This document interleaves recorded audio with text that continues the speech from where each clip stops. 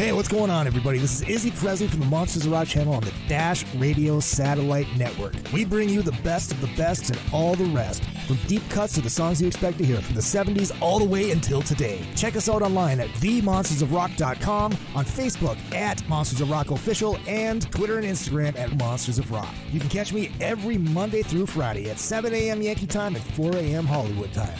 Come find me. And don't forget to download the free Dash Radio app. The Monsters of Rock Radio Network.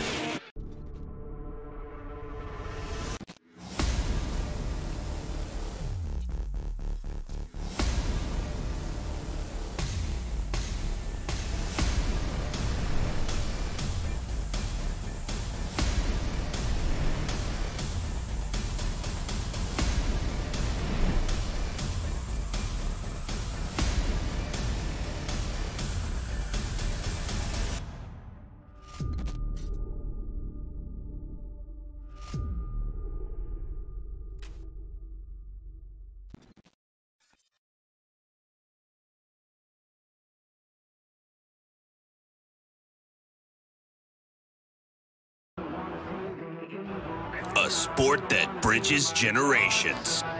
Live everywhere. Fight gives you instant access to live pay-per-view and free combat sports programs.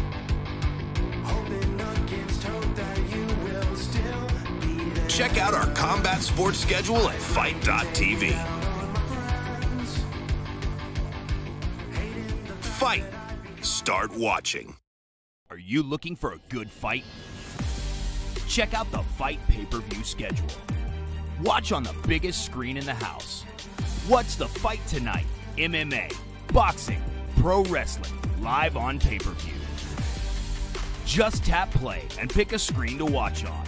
Playback shifts instantly to the screen of your choice. No hardware, no hassle. Download the Fight app and start watching today. Well, welcome one, welcome all to V3 Fights. This is exciting. The house is packed. Well, here we go. Knockout! Oh! Pretty electric, man. People are on their feet. This is your main event. Wow. Let me hear you make some noise. This is the fight. Here we go. Nice takedown. Oh, wow. Now he's in a full mount. He's raining down elbows. Let's see if they touch gloves. Look at that. That's a nice takedown. Trying to finish here. Right over. Ladies and gentlemen, declaring your winner and staying undefeated. Everyone here just got to witness V3 history.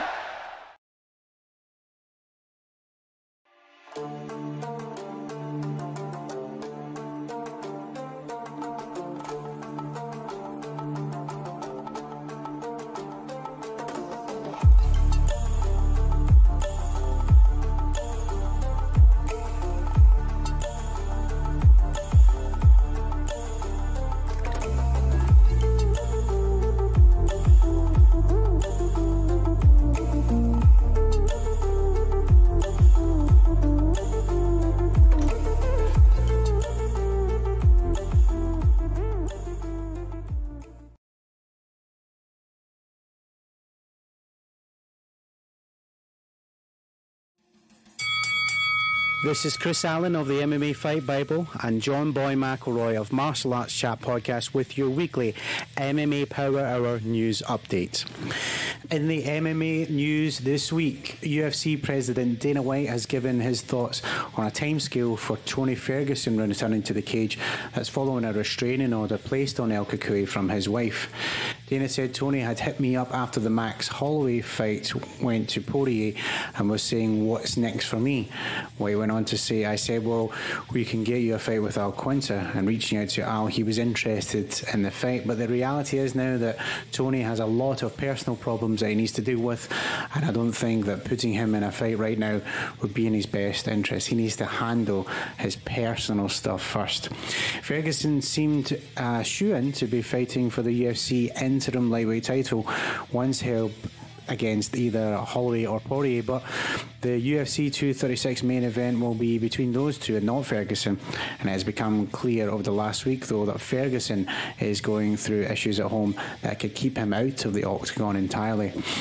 On March the 13th, Ferguson's wife filed a restraining order requesting court filing obtained by MMAfighting.com, and she is accused of him of pushing her and her mother out of the way, then running out of her parents' house home, where she is now living with her 2-year-old son, and taking him for 6 days. Police removed the child when the restraining order request was filed. Tony, who's won 11 fights in a row and is one of the top fighters in the UFC, was in line for a title bout against Khabib Nurmagomedov in April of last year, but injured his knee slipping on a wire during media obligations, and that put him out of the fight. That was on fight week. He was forced to withdraw and have surgery, and Christina Ferguson wrote that his behaviour had started to get worse after that unfortunate mishap. In an Instagram post this past weekend, Tony Ferguson wrote that his management team and the UFC are helping him get all the help he needs. Jorge Masvidal is the talk of the town in London following a double KO of Darren Till in the main event and later backstage of Leon Rocky Edwards. 3-piece and soda was the meme over the weekend as well, and it seemed that Nate Diaz versus Masvidal is matchmaking that's been called for once again. Rocky Edwards, though, has other ideas. Edwards claims that he suggested that the two should meet in July when he saw Masvidal backstage where they were both doing their media obligations, and it was captured in the interview. Masvidal then approached the surging British welterweight with his hands behind his back before unleashing a flurry of punches which cut Rocky under his eye. He said, "I walked over and he tried to cheap shot me. That's it really. He threw a cheap shot and then he ran behind security. All the security surrounded us and that was it. He's making out like some kind of bad boy. I don't understand how you can find respect in cheap-shotting somebody and running behind security." Edwards went on to say, "They can't come to me with nothing else but Masvidal.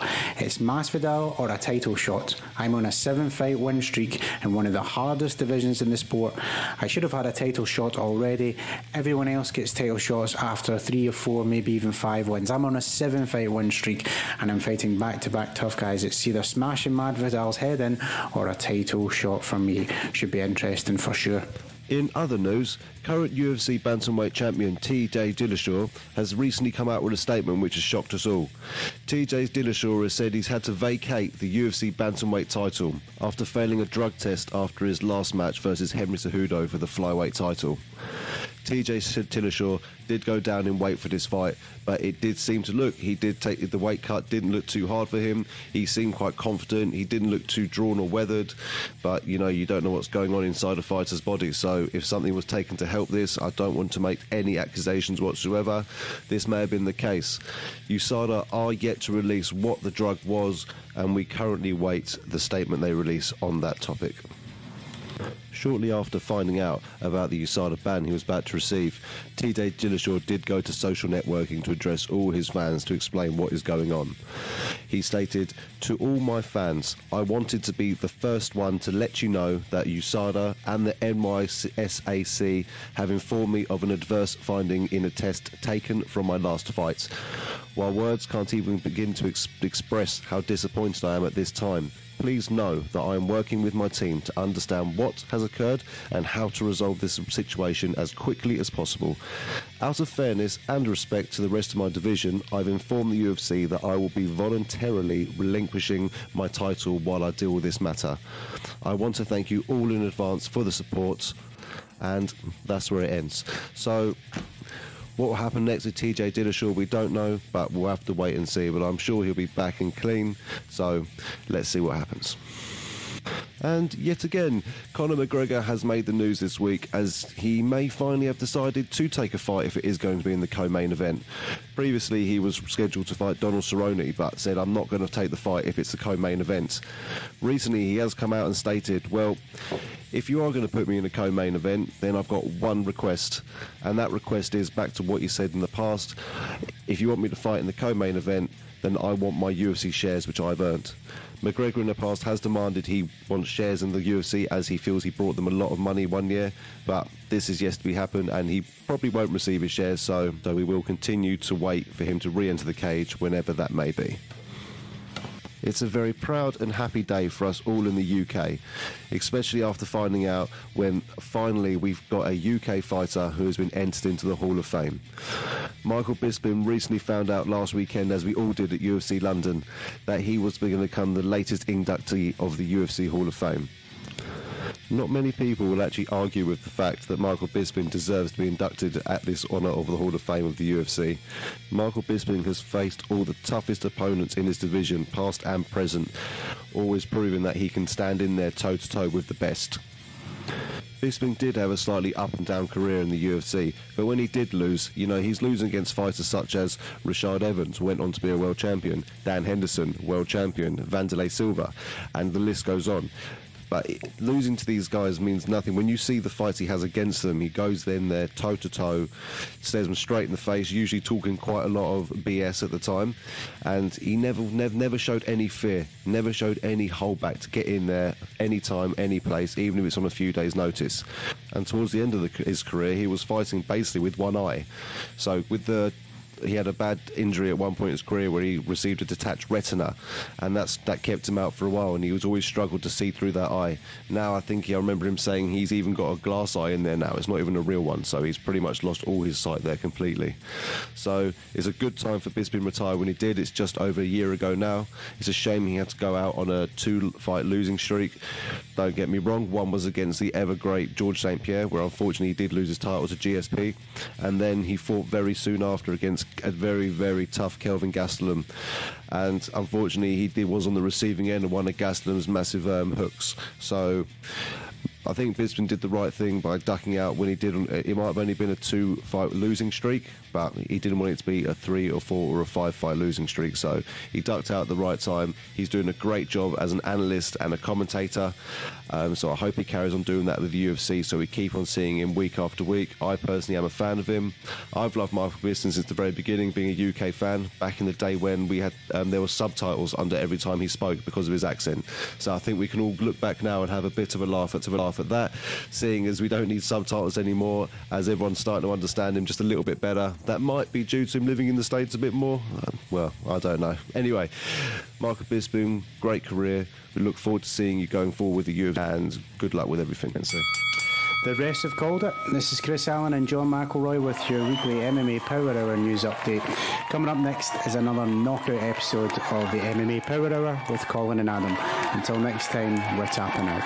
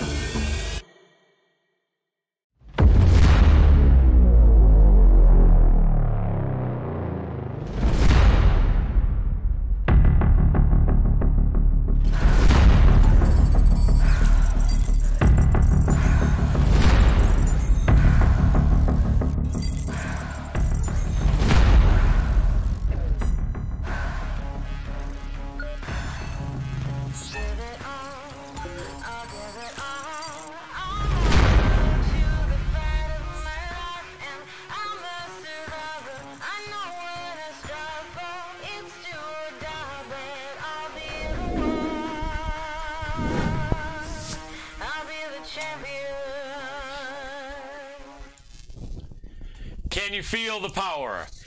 Welcome to the MMA Power Hour. I'm feeling some. I'm healing up from this pinched nerve and herniated disc. A lot of pain. I'm starting to feel some power back. So let's make this a powerful evening. So glad to have you with us.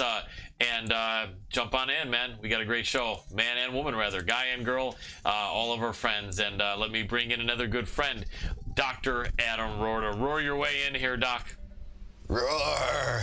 Welcome, boys and girls. I want to go ahead and start off by saying thank you, Colin. This is your show. You're the man of the hour, as are all of our guests. I want to give a huge shout out to all of our sponsors. You're starting to see some stuff before the show if you're tuning in on Facebook. We've got quite a few of them lined up and coming around here. One big point I want to make is we are trying to get a lot of people over to Fight TV, but we do love you guys, you boys and girls here at Facebook, so we'll go ahead and keep things rolling here. This is where a lot of our sponsorships are actually coming from, is on the Facebook side, so we'd love to see you here still. But also over on Fight, if you use the app, you want to see us on the big screen TV, jump on over there. You see on the bottom screen, bottom left-hand corner there right now, crosstrainmmafighter.com. Make sure to go on over to there, purchase yourself a nice, awesome t-shirt. You know what? Next week, I'm going to go ahead and post a photo of these awesome t-shirts. They're so great. I own, like, I think 6 of them now, Colin. Yeah, go to crosstrainmmafighter.com and purchase an awesome t-shirt and other apparel. Also, go on over to combatpress.com, where every fight has a story. They are your combat sports news source for all things combat sports related. #1 out there.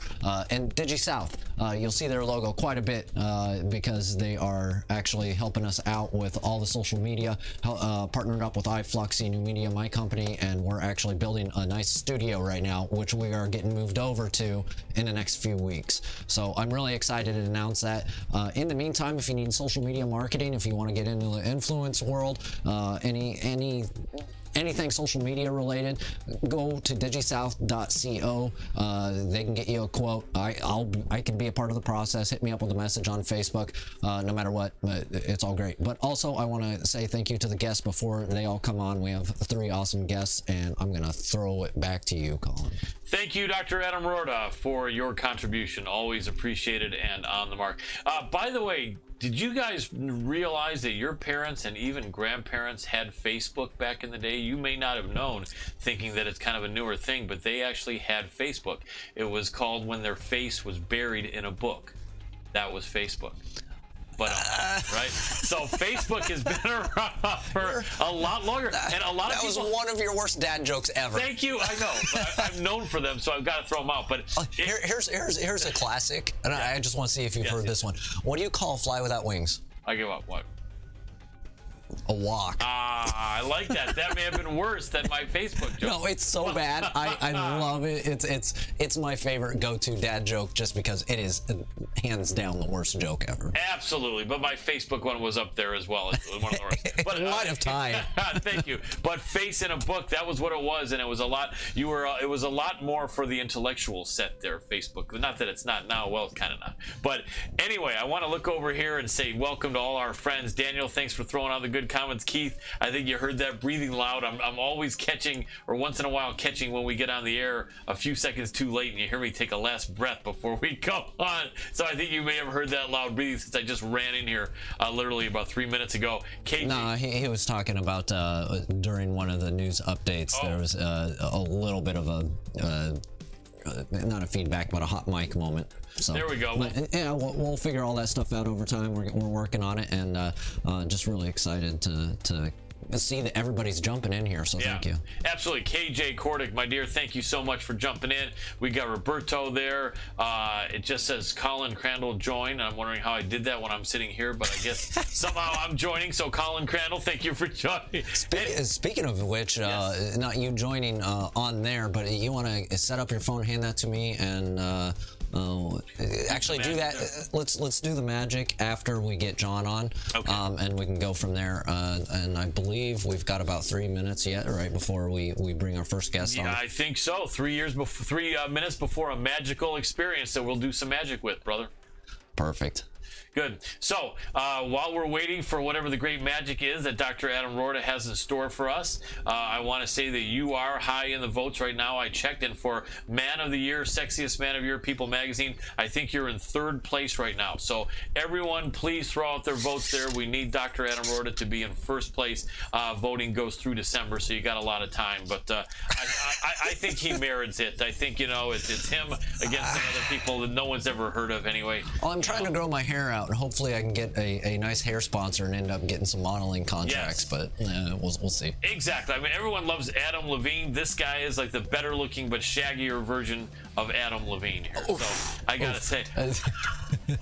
And we have to embrace that because he is the doctor and he can do surgery. Adam can't do surgery. Anyway, listen, maybe some kind, but who knows? Anyway, so we have a great show coming up here, and I'm gonna chill out here and take a breath. I think we can get the magic going. Dr. Adam Rorta can do his thing, and in the meantime, I will say I'm really looking forward to talking to these guests tonight. I've got some great questions and some great information to disseminate and to give them and to get from them, and hopefully you guys can contribute with any comments when you can. I will look over and see what's there, and then we'll make this as interactive as humanly possible, as well as informative and fun. So while you're doing your magic, Doctor, I think we're ready for that first guest. In the meantime, I will say what a week of fights, what a week of interesting events, and great fights coming up as well the next several Saturdays. What is it? I think 3 to 4 days a week now. Dr. Adam Rorta has... We have a minute. That's all I'm saying. Okay, we do. So we have a good minute there. So... hey, why don't you, ladies and gentlemen, let us know which upcoming fights you're most excited about and enthusiastic about, and we can see if we can make sure to throw some love at those fights and throw some extra time in breaking them down. And let me see what I'm seeing. In fact, let me look over at comments right now. And we're talking about, that's true. So Keith did mention, back to what Adam said, it was our news reports, the breathing. So it wasn't my heavy breathing. Thanks, Keith. I appreciate it, brother. And Roberto sharing, thank you so much, Roberto. Really appreciate your support. And then Keith loves the intro music and all the graphics. Take your looks. Thank you, Keith, man. From one journalist to another, man. Really appreciate your support. It means a lot. And so we will we'll keep on doing everything we can to make it even more fun and attractive and interactive and entertaining and informative. So we should be ready, Doctor, unless you're asleep at the wheel. You're not asleep, right? You're awake. Hello. No, I'm not asleep at the wheel. In fact, I'm waiting for a number to turn over on the clock because I want to be as exact as possible. I got you. That makes sense. Well, exact is important. Precise is important. That's why he was voted the greatest surgeon in the United States in 1975. That's very important. You didn't think he was that old, did you? It's amazing. He's avoided the sun and drinks a lot of water. That's what he has in that one championship cup right now, right, Dr. Adam Rorta? Yeah, that's the ticket, right? What was it that guy said? Well, they say Jesus turned water into wine, so maybe it is a little closer to that. All right, so we're ready. Let the turning commence. There we go. Skype dance. I just don't have to drink. Can I drink with the water? Dance with the Skype water and then something? I can dance with a bottle of water in my hand. In other words, I think, can I? Yeah. Multitasking, not that easy for me. Hey, John, can you hear me? Yes, I can. How you guys doing? Doing great, man. How about yourself? I am good. Fantastic. We got video. Let me give you a proper introduction, ladies and gentlemen. Happy to have this next guest on the show. One of the best MMA fighters in the history of our sport, in my opinion, and just a really cool, genuine, sincere, nice guy, and someone who is someone that people should look up to as far as what he's done in our sport and what he's meant to our sport. We're talking about none other than Mr. John Fitch. Welcome back to the show, John. Great to see you. Hey, man, great to be back. I'm glad you're having me back. Absolutely. My pleasure, man. So you have that fight coming up with Rory in Bellator, and I think this was first talked about several months back, and I think it was signed, about 2-3 months ago? Something like that, man. Yeah, it's all big blur the last year, so... Absolutely. I hear you. And now this is part of the Bellator welterweight tournament, but Rory's title will be on the line or not? Yes, it is. That's why all the fights in the tournament are 5-round fights, is because the belt is up every round. So not only will I get a chance to win this belt, but then I'll get 2 title defenses through the rest of the tournament. Fantastic. And so I would think that means that every fight with either Rory or yourself, when you win it, would be 5, but the other guys in the other brackets would be fighting 3, or would they be fighting 5 as well? No, everybody's fighting 5 rounds. That's why the Venom Page and Daly fight was a 5-round fight. Excellent. I like that. How do you feel about that, man? Not to give away too many secrets, although I don't think you're worried about people knowing how you feel, because you're going to do what you do. But 3-fight rounds, or 3-round fights, or 5-round fights more to your liking, or does it really depend? I like the 5 rounds, especially with this title. I'm not a huge fan of fighting extra time for no title or extra pay. But in this situation, it's not so bad. Yeah, sounds good. So you've been on a good streak, looking good. Rory was looking good until he got annihilated in that fight with Mousasi a few months back. He's a veteran, though, as well. Do you expect that to have any effect on him at all, or not really? You can't pay attention to that type of stuff. You just have to assume that you're fighting the best version of your opponent. It doesn't, maybe he's got some baggage or some issues from that last loss, but I don't care. I'm not going to put that into the equation. I'm expecting to fight the best version of Rory. Makes sense, and that's always the best plan. He's got that injured nose, like a friend of mine likes to say, a bad beak. He seems like his beak keeps on getting clipped. And is that anything that let's not apply this necessarily to you, but as a veteran in this sport, is that something that most fighters, coaches will take notice of, and most fighters, maybe not while targeting that, will at least maybe keep it in their head to try to do some damage to that area if someone keeps on having an injury there?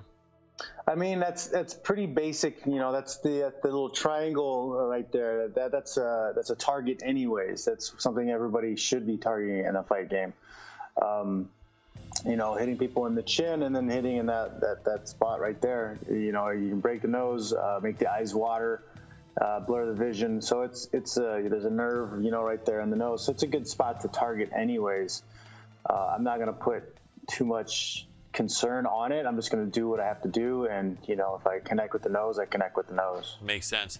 And do you take anything from Mousasi's performance against Rory that you can use? You don't have to disclose what it is, or is it just since you and Mousasi are really different style fighters that there isn't much you can really take from that fight? No, just that I think that it shows that Rory is beatable. Mousasi's a big guy and he's a really great fighter, so you can't put too much into it. When a big good fighter fights a smaller good fighter, the big guy usually wins. Yeah. But there's definitely holes in Rory's game, so I plan on exploiting them. Fantastic. Can you throw out the venue and the date for that event? It's going to be at the SAP Center here in San Jose, California, and it's going to be April 27th. The last weekend of April. Excellent. And also on that card is, you guys are main event that card, or are you co? Yes, we're main event, but co-main event. The Hawaiian female fighter is fighting and defending her title also. Right, Ilima-Lei McFarland, right. Yes. Absolutely, very cool. San Jose has been a place you've called home for what, a dozen years, or how long? About 15, almost. Nice. But you were originally a Midwestern boy from Indiana, right? Yep, Fort Wayne, Indiana. Makes sense. And so I'm sure you still have a great fan base in both places, but I'm sure that fighting in San Jose, since you've been there for so many years, is home. Let me ask you this. In fact, two questions on this, or one two-part question. A, how did you like fighting at home when you were really new in the sport? And how did you feel then, whether it was a lot of pressure, positive, negative? And then how about now, since you've been more really experienced and comfortable and been in the sport longer? How do you feel? I never had a chance to fight at home other than UFC 117, I think, when I fought Thiago Alves the second time. I got to fight in Oakland. That still wasn't exactly home. I still had to drive 40 minutes to get there. But fighting daily here in San Jose was a really great experience. Good fan base and everything local, all the normal food, close to the arena. My apartment now is, I can walk to SAP. Actually, I'll have to walk by it to go to Whole Foods. Awesome. So, I think I'm actually living closer than the hotel we stayed at. So, that's pretty good, big advantage.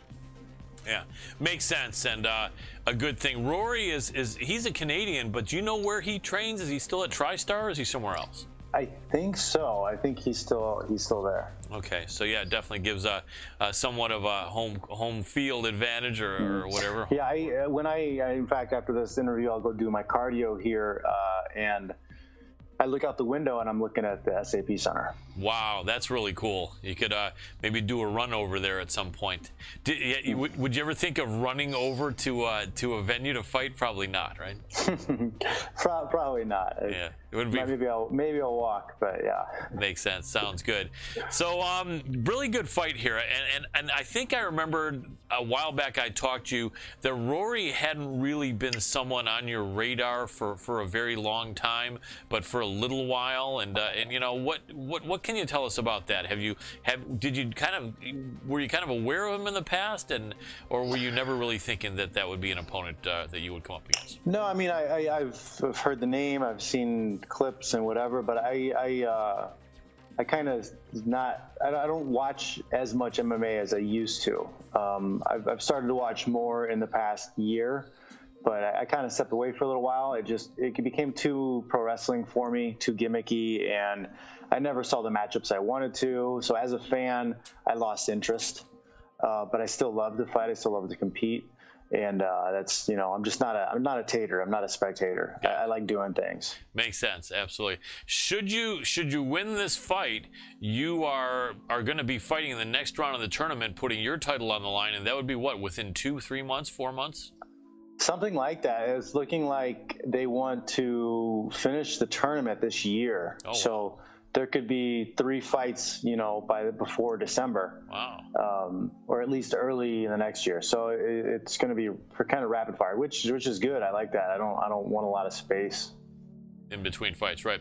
Yeah. Who's in your bracket? If you know some of the guys. The next fight would be Neiman Gracie. Interesting. And Neiman Gracie is in by having won the first round, right? Is that correct? Yes. He defeated Ed Ruth.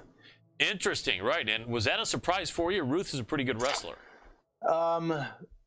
It was. I had said to people before, like, now is the time to beat Ed Ruth because in a couple years he's going to be unbeatable. Right.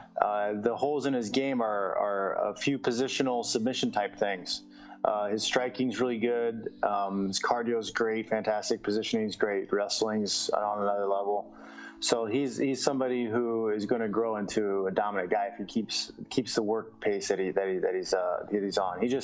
He just lacks experience in submission, ground game stuff. Right, and that's definitely something that you don't lack. So I think that you would definitely be a favorite to beat Neiman Gracie. And in fact, I was thinking that the odds would probably be huge in your favor. So I think that's a good matchup for you. Maybe I'm a perpetual dog though in all the fights, so that might not be the case. You might be right. I've noticed that for some reason. Yeah, and then you win, which is great. You make more money for the people that have faith in you. So always people buy me drinks all the time because I've won them money. I love it. It's always a good thing.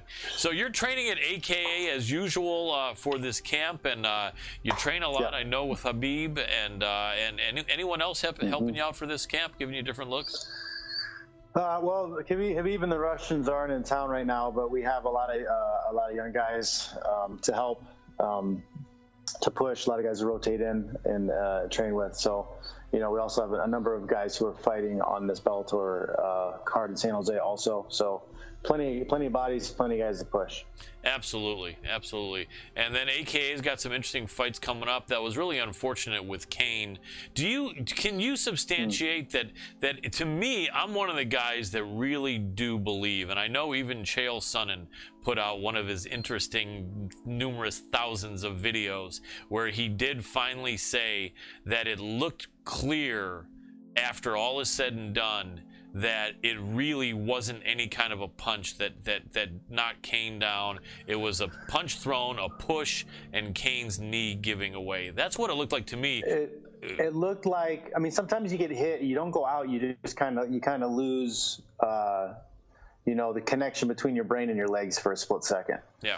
It happens all the time. Brian Foster fight, I got cracked and I fell down. It happens.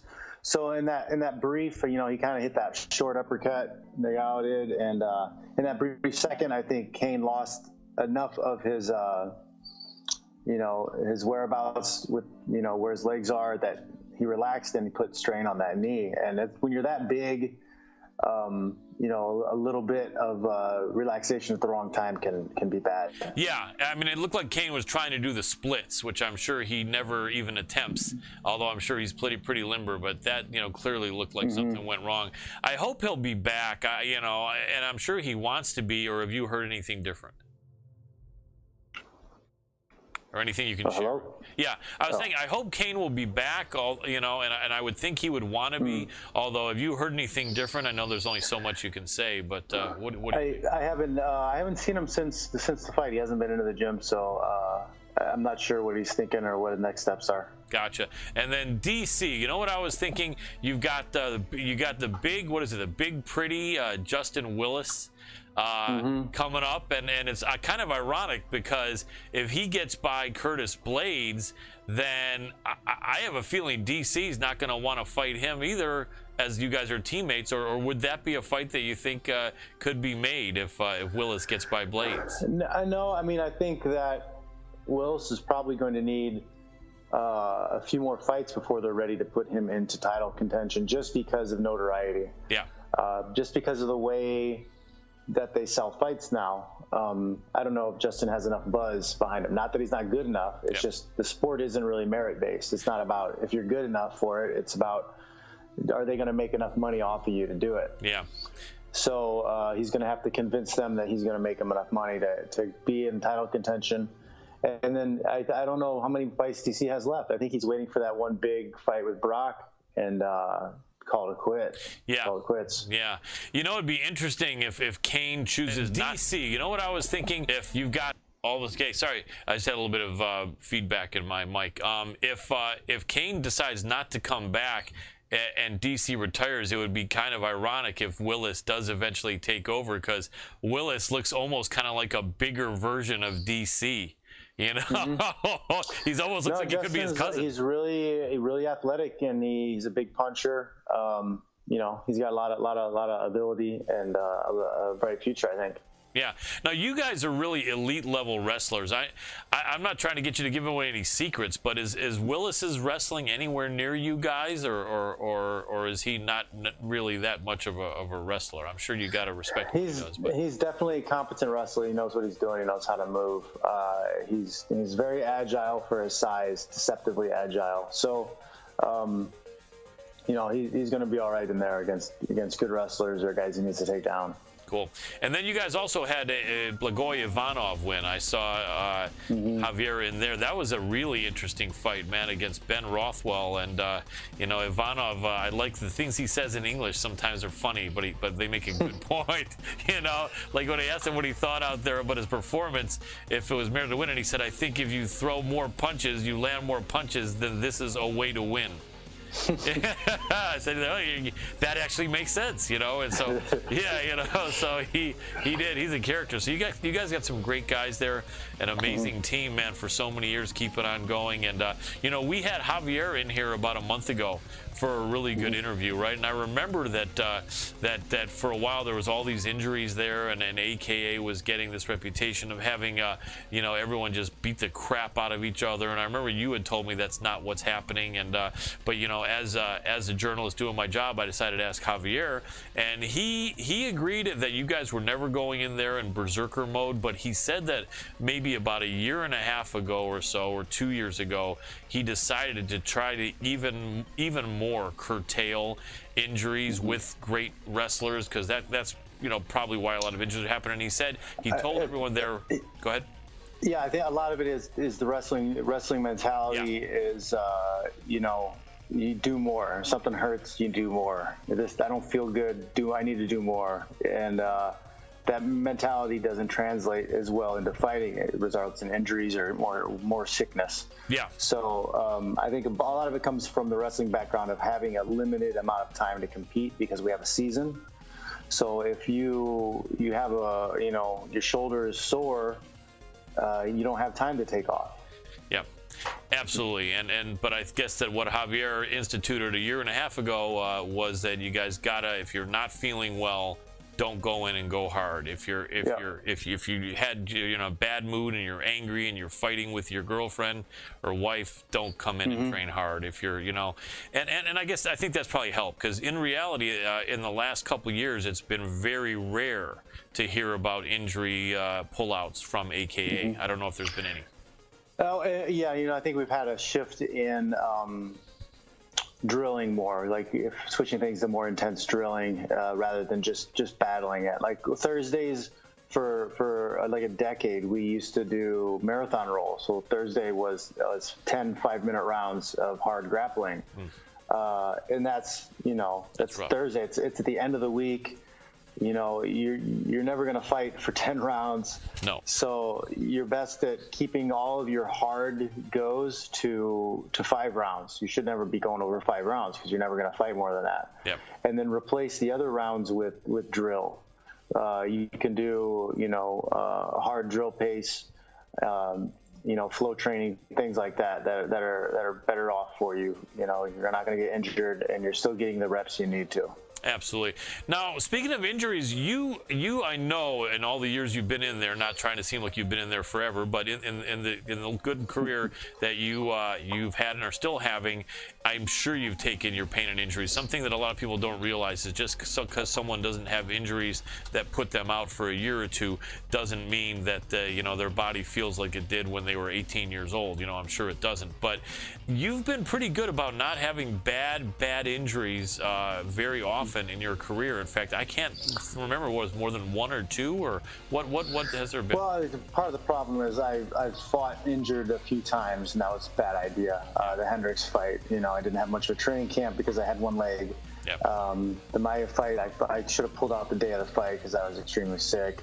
There's just things that and I was battling some bronchitis the whole camp that I should have taken some time off, and I should have gotten medication or should have done something for it. But just the tough man mentality. Oh, I'm fine. I'll still be all right. I'll make it through here. I'll still win. That type of stuff is just it's not helpful long term. You got to think long term, career wise. Yep. If you got to miss one fight versus setting your career back and putting yourself in a hole, you've got to miss the one fight. But I've done a pretty good job of taking care of myself, especially after. I think I had hurt my knee, and I was supposed to fight Aaron Simpson years back. After that, I started lifting weights again and putting a focus on lifting weights a different way, lifting weights as a martial artist instead of a football player or bodybuilder. And that's made the biggest impact, I think, in injury prevention in the time since then. That was 2012, 2013, something like that. So I have had far less injuries since I started lifting routinely, not missing days, taking the time to lift even when I'm not in training camp. So I lift year round pretty much. I don't wait until I have to get ready for a camp. It's just I treat weightlifting like hygiene now. I like that. Very, very smart. Speaking of weight, has your weight walking around when you don't have a fight scheduled been pretty similar for your whole career, or have there been big differences in how big you are? The last 3 years, I've been on a meal plan. So I meal prep and have certain times a day that I eat my food. And that has really stabilized the weight. I don't have fluctuations. I don't get the baby fat. I don't get the inflammation from the sugar and stuff like that. So it's a better system to stay on task. I always know what I'm going to eat, and I know when I'm going to eat it, and that loosens up some time on the weekend to have some cheat meals. And then I focus on making sure I have balanced cheat meals, no sugar, balance the carbs and the protein on the cheat meals. And that's been a successful strategy for me. I walk around pretty muscular and lean year round, and the weight comes off easy when I start cutting back a little bit on the protein consumption, part of that meal plan. And I've been making weight fairly easily the last few last 4 fights, I believe. And the weight, I take it off easy and it comes right back on real easy, and my energy levels are high the whole time. So I'm pretty convinced that I have a winning strategy as far as that goes. Very cool, very cool. What about food? Here's something that I don't think I've heard fighters asked. If you're cutting weight and you're sitting around with your girlfriend, your wife, or your friend, your kids, whoever, and they're having like 3 or 4 pieces of pizza and a milkshake and ice cream and cake, does that bother you, or do you arrange it so no one's eating all that stuff in front of you when you're dieting? No, it's not a problem, because when you meal prep and meal plan, your meals are ready, so you're eating every 2 or 3 hours. So you don't have time to get hungry. You don't have time to be like, oh man, I really wish I could have this, or I want to have that. By the time you're going to eat again, you start to get hungry, and you have your food already. You just warm it up, you eat it. Sometimes I just eat it cold because I want to eat it fast. Makes sense. But the idea is just switching from luxury eating versus putting fuel in a machine. Then the luxury eating comes in on the weekend when I get a cheat meal. Yeah, makes sense. And it really makes the cheat meals way better. I plan ahead for the cheat meals. I know where I'm going to eat. On Wednesday, I'll be like, oh, I want to have a steak over at this place or whatever. So nice. I just think it's better. I enjoy my food more. Makes sense, and that's going to be the winning formula, so that it's not as as little or as least uncomfortable as possible. I think. Yeah, I just think it's kind of preposterous the way we look at food and the things we eat. For hundreds of millions of years, people ate very basic, bare minimum type of stuff, and now it's like everything's like, oh, cake and sugar and whatever every meal, and people think they can't go without certain things every meal. And I'm like, you can save it for the weekend. You can save the pizza pie or the chips, save it for the weekend, or save it for one time a week. You don't have to have it every meal. Yeah, I agree, and I think that the discipline that you guys show as professional fighters and the results you get is amazing. Once in a while, I'm talking to a friend who's really out of shape, and I'll say, you want to try to eat for fuel, and they're like, fuel for what? To go to my office job, and I'll say, yeah, you know what? But that's what it's about, and I'll say it isn't. It is. I mean, you eat too much sugar. Sugar causes inflammation. That inflammation affects your brain and your thinking. You're doing a worse job at your job because you're not optimizing the machine. Yeah, without a doubt. I think that there are so many people that have the opposite of a fighter mentality. And once again, myself, never having been a professional fighter, but always. We live in a very spoiled time. Yeah. People like to complain about things they have no right to complain about. Yes. Your ancestors were being chased by saber-toothed tigers and dying of crazy diseases and malaria and just like, I don't know. The things people complain about today is just silly. It really is. Like people saying, if I can't have 2 beers every night, then I'm depriving myself and I'm not going to do it. Darn it. Exactly. I mean, it's unfortunate. Hey, I've got to have cheesecake every meal, or what's the point of life? Right, exactly. Or if I can't eat fatty and sugary foods, then I'm being mean to myself and I might as well not be alive. I mean, the extremes are unfortunate, and I think that people can take a great lesson from you guys that are professional athletes, and it's definitely something, because one thing that I notice, a lot of professional athletes, unless they have terrible injuries or unless they fall into some sort of drug abuse, but most professional athletes you look at, even in their 50s and 60s, look in really good shape, way better than the average person, because you have that pride, you have that ability to press a button. Like I'll always say that if you see a former professional athlete and he or she is 65 or 70 and they're getting fat, if they want to, they can start getting rid of it because they have that discipline. It also comes down to something I like to call compounded effort. It's just like with money, compounded interest, right? Over time, that money keeps making more money. Same thing with effort. If you lift weights, 4 days a week for 30 years, you're going to get the compounded benefits of being consistent. If you can be consistent with your workouts, and you're going to have a lot of professional athletes who are consistent with the workouts for a long period of time. It's not just, they did a fad diet and they worked out for 6 months and then now they're in shape for years. It's not how it works. No, absolutely. A lot of people ask if someone had not chosen to be a professional athlete, Would you? In fact, let me ask you: if you had not continued to be a professional fighter, would you, do you think, be at least in somewhat close to the shape you're in now, if not the same shape, or do you think you may be the guy walking around with a pooch? You know, I don't think I ever would allowed myself to have a pooch, but I don't know if I would be in as good a shape, because part of me being in the shape I'm in now is the things I've learned along the way, trying to gain an edge and be in the best physical condition possible. Because like my knowledge on diet and nutrition was garbage in my 20s. Right. So now it's on a much higher level. So that plays a big factor in it. But, you know, if I wouldn't have been fighting, I probably would have been coaching, and I still probably would have had some level of cardio and shape. But I'd probably be carrying like a little extra weight. I'd have a little baby fat or some fluff. Yeah, makes sense. But overall in good shape, just because having been involved, you know, as a teenager in sports would have carried you onto that pride, I'm sure. In the last few minutes we have you, John, I'd like to get your opinion on a couple things going on in the world of MMA. The Ben Askren Robbie Lawler fight. Love to hear your thought on the controversy. Was that an early stoppage? Was it not an early stoppage? Could Robbie Lawler have let his arm drop on purpose? What do you think? You know, I would have made the same call. In Herb Dean's position, I would have made the exact same call. From what it looked like he was out. Defend yourself at all times. His hand went limp. Both hands are down on the ground. He didn't look like he reacted immediately after he had his hand grabbed. Some people said he put his thumb up, but it didn't look like he put his thumb up. I mean, maybe his thumb wasn't in up position, but like, you know, I've been choked before, and I've raised my hand up in the air, and my thumb's way up in the air. Yeah, that's right. You know, his hands weren't even on the arm. So to me, it looked like he wasn't even trying to defend at that point. So it didn't look good. And I don't think Herb can be blamed for stopping the fight at all. I agree. And Askren's got to have a really good squeeze as you. But he's got that video out of him smashing watermelons. Have you seen that? Yeah, I have. That's right. Yeah, his squeeze is very good.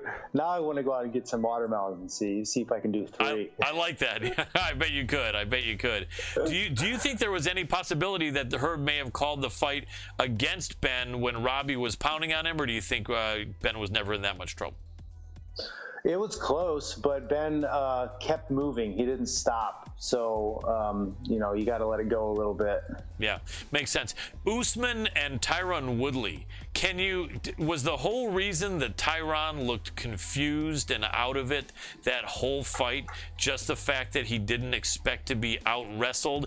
Or can something happen where a really good fighter can show up and just be the very worst version of himself for some reason? I mean, I don't know what happened that fight. Me and my friends, we were watching it, and we were joking around that it looked like his family was being held hostage. Yeah. Like, he just didn't look like he was trying to win the fight. Right. I mean, I'm sure he didn't throw that fight for people who were thinking that. And I'm sure, but it seemed, I don't know, maybe he had some mental thing going on, or something was up. I think it was a physical performance. I think there was some kind of mental issue that was going on. Yeah, maybe he was having a problem, or frustrations, who knows what. Something, but they should run it back. That's one of the problems I have with MMA, is you take someone that's been a champion and defended it several times, and then they don't get a rematch right away. Yeah, I agree. Yeah, there should be more rematches for sure. I think the biggest disgrace ever was Jose Aldo not getting an immediate rematch. Yeah, with Conor. Yeah, that was ridiculous. And then also with Cyborg. Chris Cyborg pretty much being shut down and told, you lost, sorry, you suck. You know, what's that? Pushing her out. Yeah, I think that's a problem too. You know, 13 years undefeated, and you know, at least do one more. Yeah, it doesn't make sense. It seems to me almost like they're catering to the casual fan or the extremely young fan who. Well, it's not you have to remember, it's not really a sport. You know, they're legitimate sporting contests between the two athletes, but it's pro wrestling. Everything is pro wrestling. Yeah. So like, if you don't understand why one fight is taking place over another fight, it's because it's not run like a sport. It's pro wrestling. Right. Yeah, that makes sense. Did you have a chance to see the UFC London where George Masvidal got into that brief scuffle backstage with Darren Till? I saw some highlight clips of it. So let me ask. I think that's one of the problems with this pro wrestling mindset, or this pro wrestling package they're trying to sell to people, is some of these fighters are not pro wrestling based. They don't give a shit. They are honor culture types. And if you talk smack, they're going to fight you. They don't care about rules or whatever. They're going to fight you. And I think Masvidal is one of those guys. He's not playing the game. He doesn't care. You know, he wants to get fights and go and fight in the cage. And if you're going to be disrespectful outside of the cage, where he's going to fight you wherever you're at. Yeah, I agree with that, and I like that Masvidal at first walked over there with his hands behind his back, but he said once the guy walked toward him with his hands up, that pretty much was a sign that, okay, this is not going to be a friendly talk. But I do think that him interfering with Masvidal's interview by saying, shut up, you're next, you know, that's, you know, not that's exactly what I'm talking about. That's a pro wrestling tactic. That's not a professional sport, and that's not honor culture. That's not fight. It's his time to talk. You had your time to talk. That's the type of stuff, you know, Khabib jumping over the cage. That's what's going to happen. You don't play games with certain people. Yep, absolutely true. Absolutely true.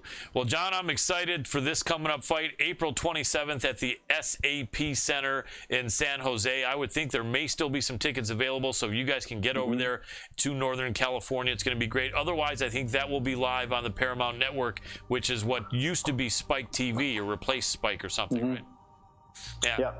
It's going to be awesome, man, and that is going to be for the Bellator welterweight championship. Your opponent is going to be Rory McDonald, the Red King, and I think you're gonna take the ace and put it over the king and go ahead and take away his title. I can't wait to see it, John.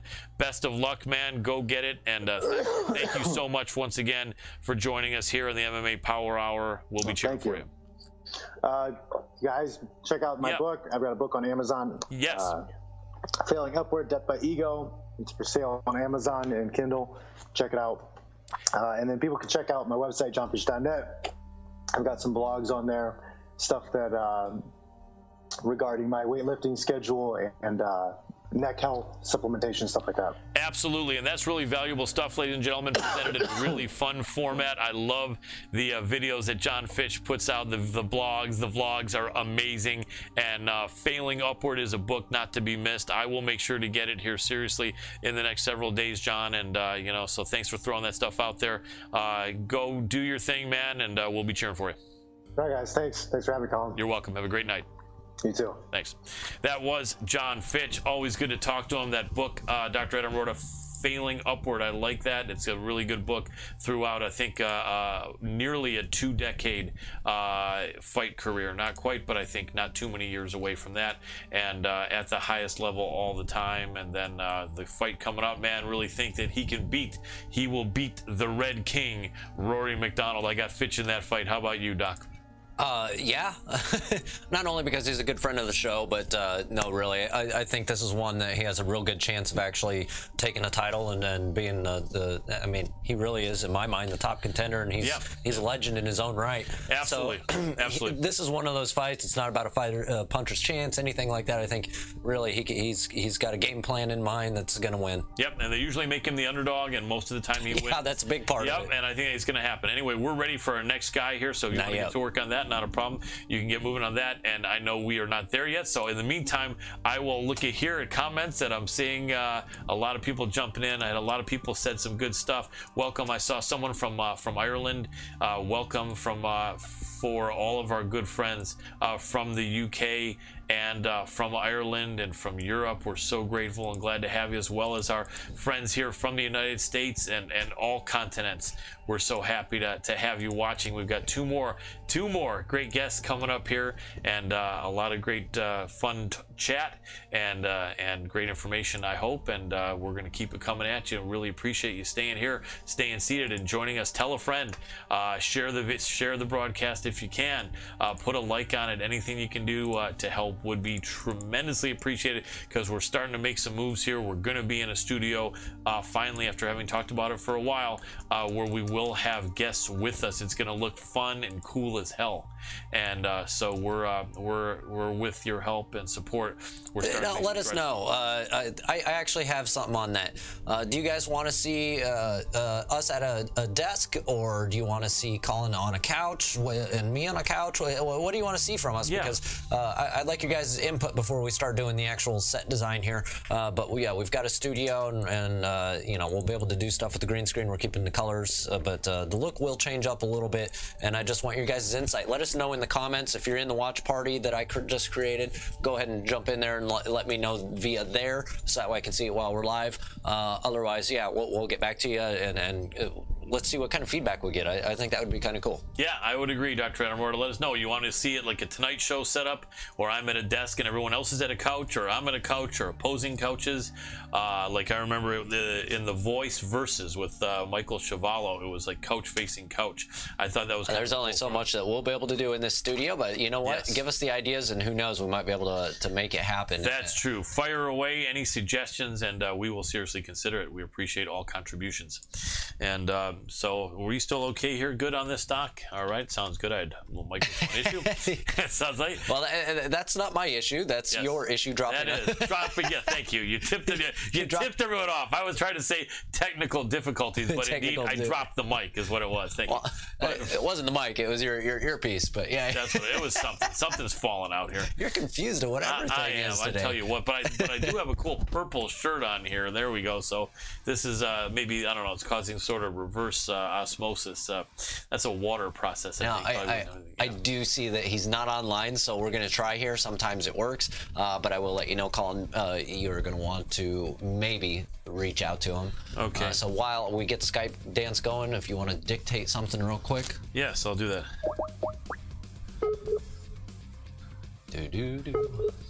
All right. So, Colin, you can't actually hear it, but I have background music now. So it helps with a lot of this. Oh. Yeah, Jimmy is not online. Huh. So you might want to shoot him a message. Yeah, just... hey, Jimmy, are you there? We're trying to get everything going here to chat with you via Skype, question mark. And I want to make sure, because this may actually not be his Skype after all, but let me go through and look, because we've got a lot of guests that we've had on, and yes, indeed, we do. Dr. Adam Rohr, thank you for that. You never heard that line? Thank you for that unsolicited contribution. That's a great line. But no, I know it was. Well, was it solicited or not? That's the question. Anyway, while you're doing that, he says he's here. Okay. Should we ask him to Skype us? Yeah, tell him to Skype us real quick, and we're right here waiting. Hey, Jimmy, could you Skype call us? We might be having an outgoing Skype issue. Period. Whoops. Hey, Jimmy, can you Skype call us? I think we may be having a trouble with our outgoing Skype. Okay. Let's see. I think we got, I don't know, somebody let me know, do we have the drum beat track going on in the background? We've got quite a few. Yeah. To get some anthems kind of going in the background for us. So when you hear this afterwards, you're gonna hopefully love it. Oh yeah, there we go. Jimmy. Hey Jimmy, can you hear me? Excellent. I see you, Jimmy. Can you hear me? There we go. Hey Jimmy, how are you doing? Good. How are you doing, man? Doing very well, man. Let me give you the proper introduction here. Ladies and gentlemen, so happy to have this next guest on the show. This man, in my opinion, is one of the best, if not the best, TV color commentator in our entire sport of MMA. He's worked with Bellator, UFC, been a star of TV shows, been a MMA fighter, and a good one at that, and just blessed to have him here giving his contribution. We are talking about none other than Mr. Jimmy Smith. Welcome to the show officially, Jimmy. That is an amazing intro. Thank you so much, man. You're very welcome. It's definitely merited. Definitely is. Well, so much to talk to you about, man. I had so many questions from me and from our team here and from people that had written in earlier in the week that a part of me is thinking of just saying a 20 questions with Jimmy Smith, but I don't want to be not conversational. But let me do this. I'm going to throw a few questions at you and then maybe tell me what you think about the question, maybe an answer yes or no, and then maybe if you can give a little bit more in-depth insight as well, that would be great. Sure. I appreciate it. No problem. Okay, so first I want to definitely shout out what you're doing now. You're definitely involved in a very cool show, and go ahead and let our audience know what that show is and where and when we can find you doing your great commentary. That's an excellent question. I don't know exactly what you're referring to. Okay, I know that there was. I know wasn't it? I thought there was a Sirius XM or something. I've been doing work for Sirius XM, that's for sure. But it's been sporadic. I don't have my own show. It's anytime Luke's out, they have me in. I did boxing last week. I did MMA the week before that. So I've been sporadically working for Sirius XM, but I don't have my own show now. I got you. Okay, so you're doing a lot of things, and for Luke, that means with MMA Hour, which used to be Ariel and is now Luke, and you're jumping in on that. Very cool. Okay, so, what's the best social media that people can keep up with you? Because there are about 8 million Jimmy Smiths. Where can people find you to see where you're doing your thing and plying your trade each individual week? Jimmy Smith MMA on Twitter, J Smith MMA on Instagram. That's where I am. That's where I'm generally around. That's where everybody can follow me, man, and keep up. Excellent. Okay, now on to interesting situations that I'd love your opinion on. And I just asked John Fitch his opinion and love to have yours. The Ben Askren, Robbie Lawler fight stopped too soon or not? And what was going on in that fight from an experienced analyst like yourself? What I thought about it was number one, I couldn't understand the fact that Herb Dean stepped in, grabbed his arm, and when he gave him the thumbs up, he stopped the fight. That was a hard thing for me to understand. If he had stopped it right when the arm dropped and said, I thought he was out, his arm dropped, I thought he was done, I think I would have at least understood that. When he went in for the double check, and then the double check was confirmed, and he stops it anyway, that made no sense to me. It's like coming across a dead body and going, I thought they were dead. Are you dead? And they go, no, I'm alive. And you go, well, I guess they're dead. Yeah. Well, why'd you ask them? It was weird. That double check really, really confused me. I thought it was early. I thought it was a bad call. Yeah. Robbie clearly wasn't out. Robbie clearly could have kept fighting. And one thing I've come across a lot that makes no sense is he wouldn't have gotten out anyway. Well, that's not how any sport works. Right. If somebody steps out of bounds before they score a touchdown, the logic that they would have scored on the next play anyway, no, you get another play to stop them. Yeah. And so that argument makes absolutely no sense to me. I thought Robbie could have kept fighting. I thought it was early. Yeah, and I don't think you've been actively critical of any referees at all. Much less Herb Dean, and I know he's a veteran referee. But it's an interesting question. I mean, does it seem to you like there's a movement lately since WME? IMG took over for the Fertitas since they bought the UFC. Does it seem like there's kind of a movement to err on the side of safety and stop fights too early as opposed to too late? I don't know. I think the visibility of the sport puts a certain pressure on referees where they don't want to be known as the guy who let something like that happen. In general, the rule of thumb is you want to stop a fight too soon as opposed to too late. Stopping a fight too soon sucks. We all hate it. It takes food out of somebody's mouth. It's a terrible thing. But stopping it too late is much worse consequences for that. Yeah. I think there's a certain pressure. I think there's a certain weight on every referee's shoulders about that. And Herb Dean, I thought it was stopped too early, but there are plenty of instances where things get stopped too late. I'm not a fan of that either. It's tough to find that middle ground. Yeah, it really is. A referee's job is kind of a thankless job. I know a regular guest on our show, Frank Trigg, is now jumping into refereeing, and he's doing a really, really good job, and he's really, really serious about it. And there's some other great referees too. Mike Beltran we had on briefly. Fantastic. Yeah, absolutely. And he's going to be on as soon as he can again for an in-depth interview. He was called in for an urgent work assignment when he was with us, so we only had him for a few minutes, but he'll be back. But definitely a very, very hard job. You know what's interesting? This is going way back in time, but I didn't know, and I think you know just like yourself, I've been following MMA since its inception. And back when it was no holds barred fighting. Didn't fight as a pro fighter as you did, but actually had a copy of the press kit for UFC 1 before the first event. I didn't know for about 15 years after that first event, and the second event, rather, now more of what I'm talking about now.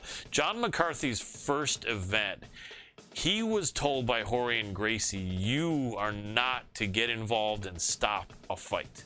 either a corner's got to throw a towel in or jump into the cage, or their fighter's got to tap out, or hey, it's his bad for jumping into this without having someone watch him. And if you guys remember, or if you don't know about the early days, check the early footage where John would be literally yelling out, "Watch your fighter! Watch your fighter!"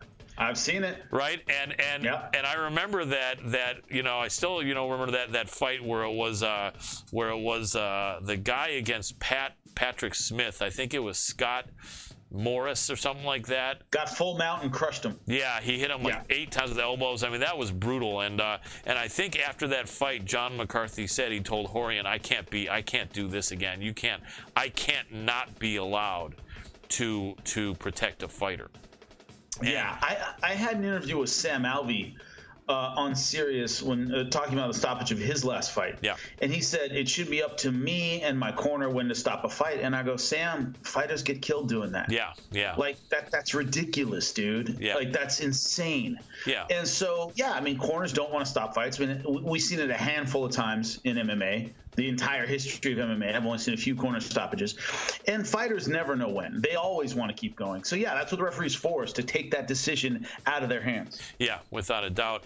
And it's funny, you don't see towels coming in anymore. Is there some reason for that?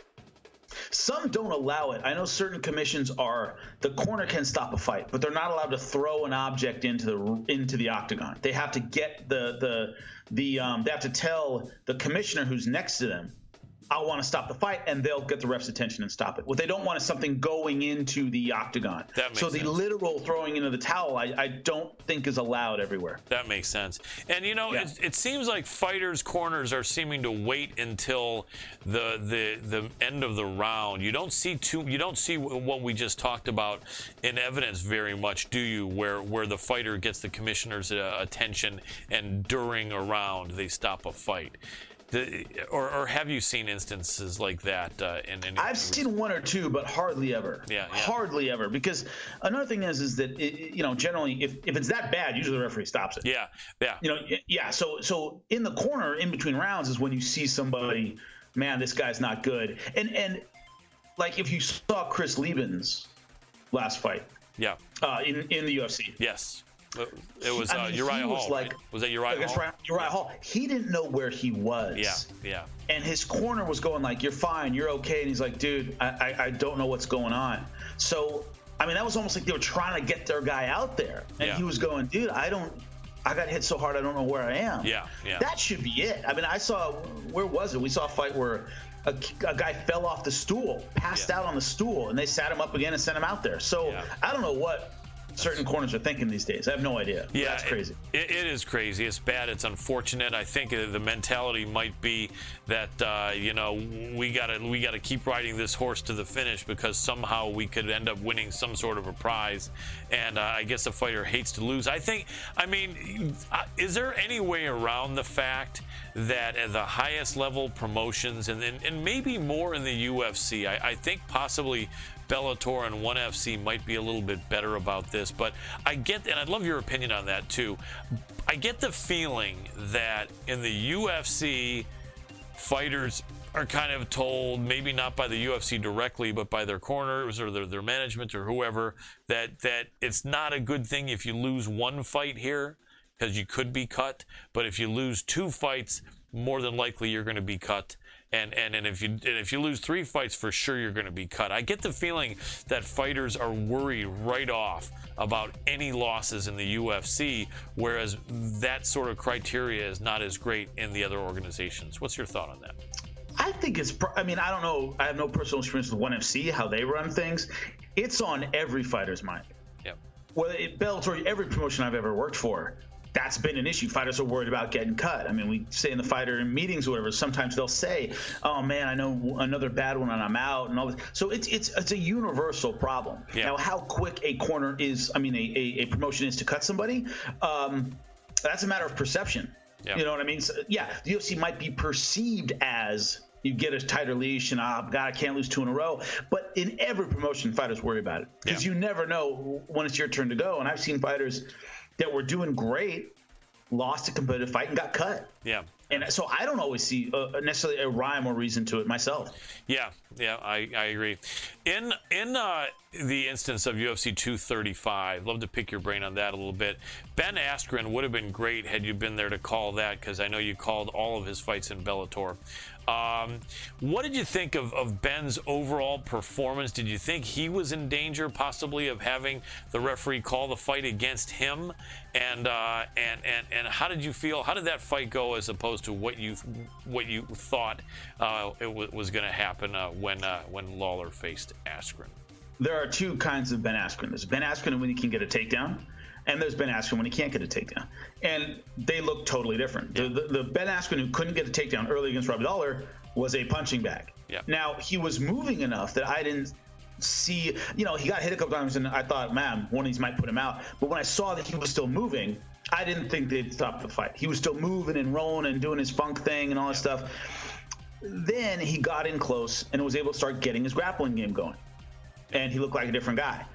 So it wasn't necessarily different than I expected. It was Ben getting beaten up, Ben getting his takedown going. Unfortunately, with the bad stoppage of the fight, we didn't get to see what would have happened. We didn't get to see the progression of Ben's game. When Ben gets a takedown, he looks great. When Ben can't get a takedown, he looks like a totally different fighter. Yeah, I agree. And we saw kind of both sides of that in his fight with Robbie Lawler, but against Jay Haran, he couldn't get the takedown consistently. I thought he lost that fight. Yeah. Against Sapo Santos in 1FC, for the first 2 minutes, he couldn't get a takedown. He looks like a different guy. Yeah. So I thought it would have been interesting to see what happens once he got his game going, as beat up as he was. But the Bulldog choke happened, and they ended up stopping the fight early, but we never got to see that second half, in my opinion. Yeah, and I hope we will. Will they run it back, in your opinion? Probably not. Yeah. I mean, they might want to. If I'm Ben Askren, I don't take that. Well, you don't want to take a step back. You want to move up. You want to move forward. I mean, think about the next guy. Not necessarily a rematch with a dangerous striker like Robbie Lawler. It's just never a good idea. So if I'm Ben, I don't want that at all. Yeah. Or if I'm his management, I don't want that at all. I'm not saying it won't happen. I'm saying I don't expect Ben to get on board for that fight. Right. So that's the thing for me. Gotcha. If you could play matchmaker, and we're looking at Usman, Covington, Woodley, Masvidal, Askren, who fights who coming up next? Ooh, that's very interesting. The toughest fight for Ben is anybody who can stop the takedown long enough to make him work on his other skills. Now, the problem is him versus Woodley, they're not fighting because they're teammates. Right. I don't think he deserves a shot against Kamaru Usman right now. I don't think he deserves a title shot right off the bat. And the next one's Colby. So a lot of those guys are eliminated just by virtue of the fact that they either won't fight each other or they're already lined up to fight each other. Colby Covington is next for Kamaru Usman. So Kamaru Usman's off the table. Colby Covington's off the table. Tyron Woodley's off the table. That leaves Masvidal. Yeah. That leaves Askren and Masvidal. Now, Masvidal's got to stop the takedown because, Ben Askren showed against Robbie Lawler, he'll dive for that thing across the octagon. He'll jump from the second row to get a take. He doesn't care. He'll dive for your pinky toe and get a hold of it and take you down. That's what he does. Yeah. So Masvidal's in for a totally different kind of fight. Anybody who stands and bangs with Masvidal is rolling the dice. Ben's not going to stand and bang with Masvidal at all. Yeah. Can Masvidal have as much success, at least for a couple minutes, as Lawler has, in your opinion, or more, or not even that? I would say less. Two things. Number one, he's not as naturally heavy-handed as Robbie Lawler. Yeah. Robbie Lawler is a big 170, and everything he throws hurts. Masvidal has great hands, really phenomenal more of a technician than Robbie, but he's more of an accuracy guy, meaning Robbie will club you with anything and can knock you out.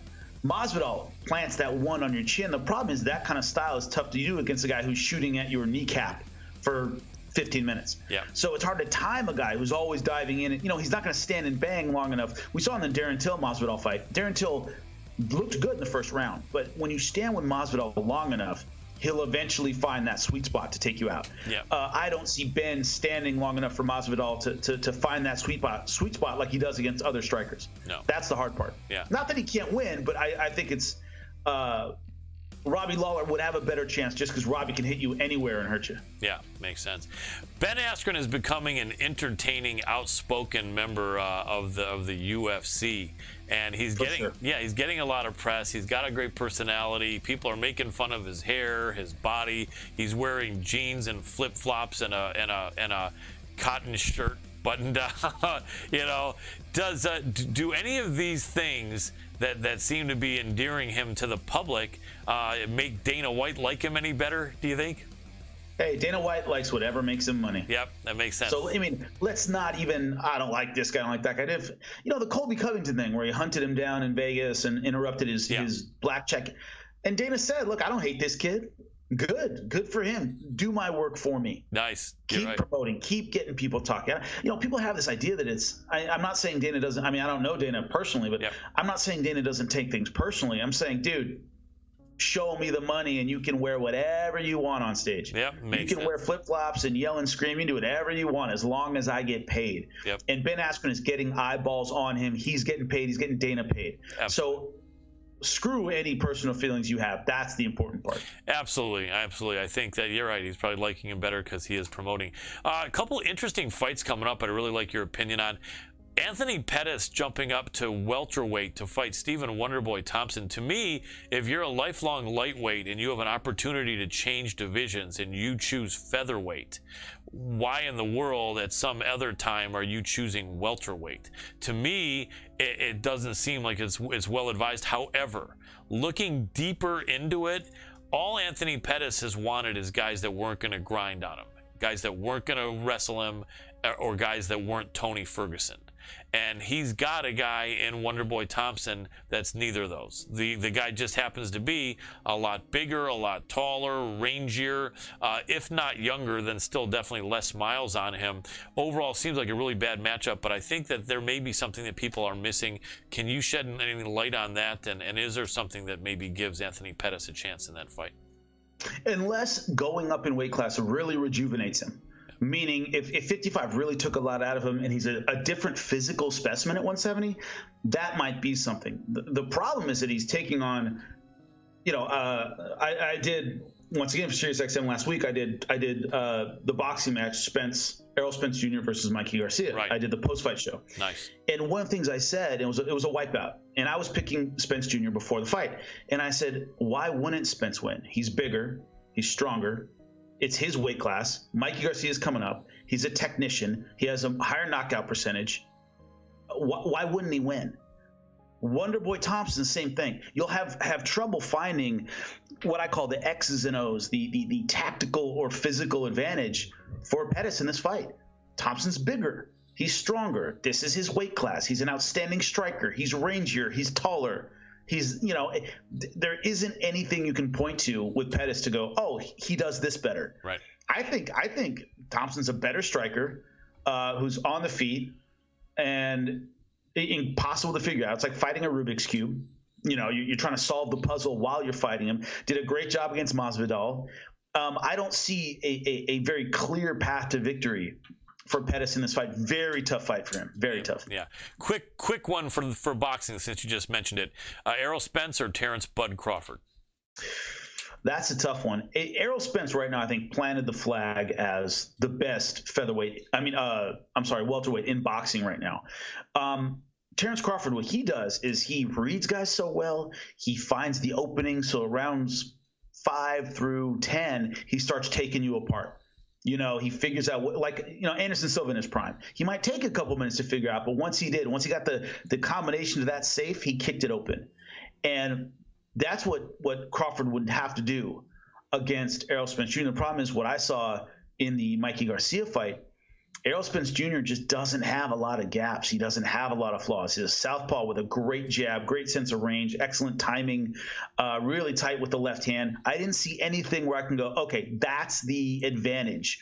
That's the flaw that someone like Crawford is going to, slowly pry open and use later on in the fight. I just didn't see that opening. So I think it would be a great fight. My pick would still be Errol Spence Jr. Yeah, I agree with you. Couple amazing, super exciting fights coming up. I'd love to have your breakdown on. And the first one will be the rematch, Dustin Poirier against Max Holloway. What an interesting scenario. Who would have thought a year ago that featherweight champion Max Holloway, without having lost his title, would be fighting for the interim lightweight championship? But that's what's happening. It was 7 years ago they fought. I didn't know it until I looked at it, but Max Holloway's very first fight in the UFC at 20 years old, they fed him to Dustin Poirier, who did stop him. Big difference in the skills of Max Holloway now. I think way improved, obviously. I think Poirier possibly improved a little bit as well. But give me a breakdown on that at lightweight, this incredible fight for the interim lightweight championship. First off, don't miss it. Yeah. I mean, first off, it's going to be a fantastic fight. My biggest takeaway from this is what you said about the growth of Max Holloway. In the Brian Ortega fight, he looked phenomenal. Yeah. Absolutely phenomenal. I think he's going to have to make some defensive adjustments just because he is taking on a much, a naturally kind of bigger guy. Dustin Poirier has gotten much better. Yeah. I think his finishing instincts have gotten better. I think his ability to turn over a power shot have gotten better. I think Holloway can out-volume him as much as Poirier throws. I don't think anyone throws as much as Holloway. Right. My God, the guy's just a volume king. Yeah. But what he has to do is he can win rounds if he doesn't allow that counter shot from Poirier, if he doesn't allow Poirier to get off that turnover shot that he's gotten much, much better at, he can win the fight. It's a matter of, can Holloway keep the volume on without letting Poirier physically back in the fight? I think he definitely has the skills to do it, but it's about throwing enough strikes without leaving himself vulnerable while doing it to somebody I think who's become a better finisher in the last couple of years. Yeah, brimming with confidence. Yeah, without a doubt. Sorry to interrupt you. Reminds me a little bit of Nick Diaz against Paul Daly several years back. Obviously, there were differences. Yeah, that kind of fight. Yeah, that kind of fight is exactly what I'm seeing. Yeah, I think that if Max Holloway wins, he is going to be busted up like never before. The way I look at it is that Jose Aldo, the great champion that he was, at 145 was not going to be punching anywhere near as hard as a 155-pound Dustin Poirier. And that was a war in the beginning. I mean, he ate some good ones from Aldo. So it's that, like you said, almost the Paul Semtex Daly Diaz fight, where it's, I got to out-volume this guy, but I can't leave my chin hanging out there because he can lay you flat for sure. Exactly, and Poirier definitely the better jiu-jitsu guy as well, so Max doesn't want him to be on top. Last time that happened, Max was tapping out. So really is going to be amazing, though. That's one of the fights that there's no chance at all of it being boring. Could be quick, which we hope it isn't, and we don't think it is, but not boring. The other one I'm really curious about your opinion is, and I think they're only a week or two apart, is Edson Barboza and Justin Gaethje. Tell me how exciting that one's going to be as well. Oh, that's going to be great. And what I think it's going to be about is Justin Gaethje. Normally he kind of plods forward a little bit. He stalks fighters down. I think he needs to, in a sense, kind of quicken the pace and get in quickly, because Barboza's number one weapon is feet. He has two of them, his feet. They are fantastic, amazing kicks, amazing angles, nice punches, but his finishing power is in his legs. Yeah. And so this is one of the things where Gaethje doesn't want to stalk, doesn't want to be slow about kind of corralling Barboza. He wants to get in quick and keep this fight in the pocket the entire time, keep it at punching range, and it's about Barboza's ability to angle and eat up the upper body with his kicks, because that's what he's so deadly at. Even lower body, kick and move and stick and move and stick and move and land that big shot. Justin Gaethje, though, we saw what he did against James Vick, man. He gets you cornered, he gets you where you can't move, and that right hand's going to pop your head into the third row. So that's going to be an amazing fight, and that fight to me is more about range than volume. Definitely about range. Yeah, I think you're 100% spot on with that. The question is, will Gaethje listen to anybody, probably his relatives and friends, saying, please remember your wrestling. Just remember you actually know how to wrestle.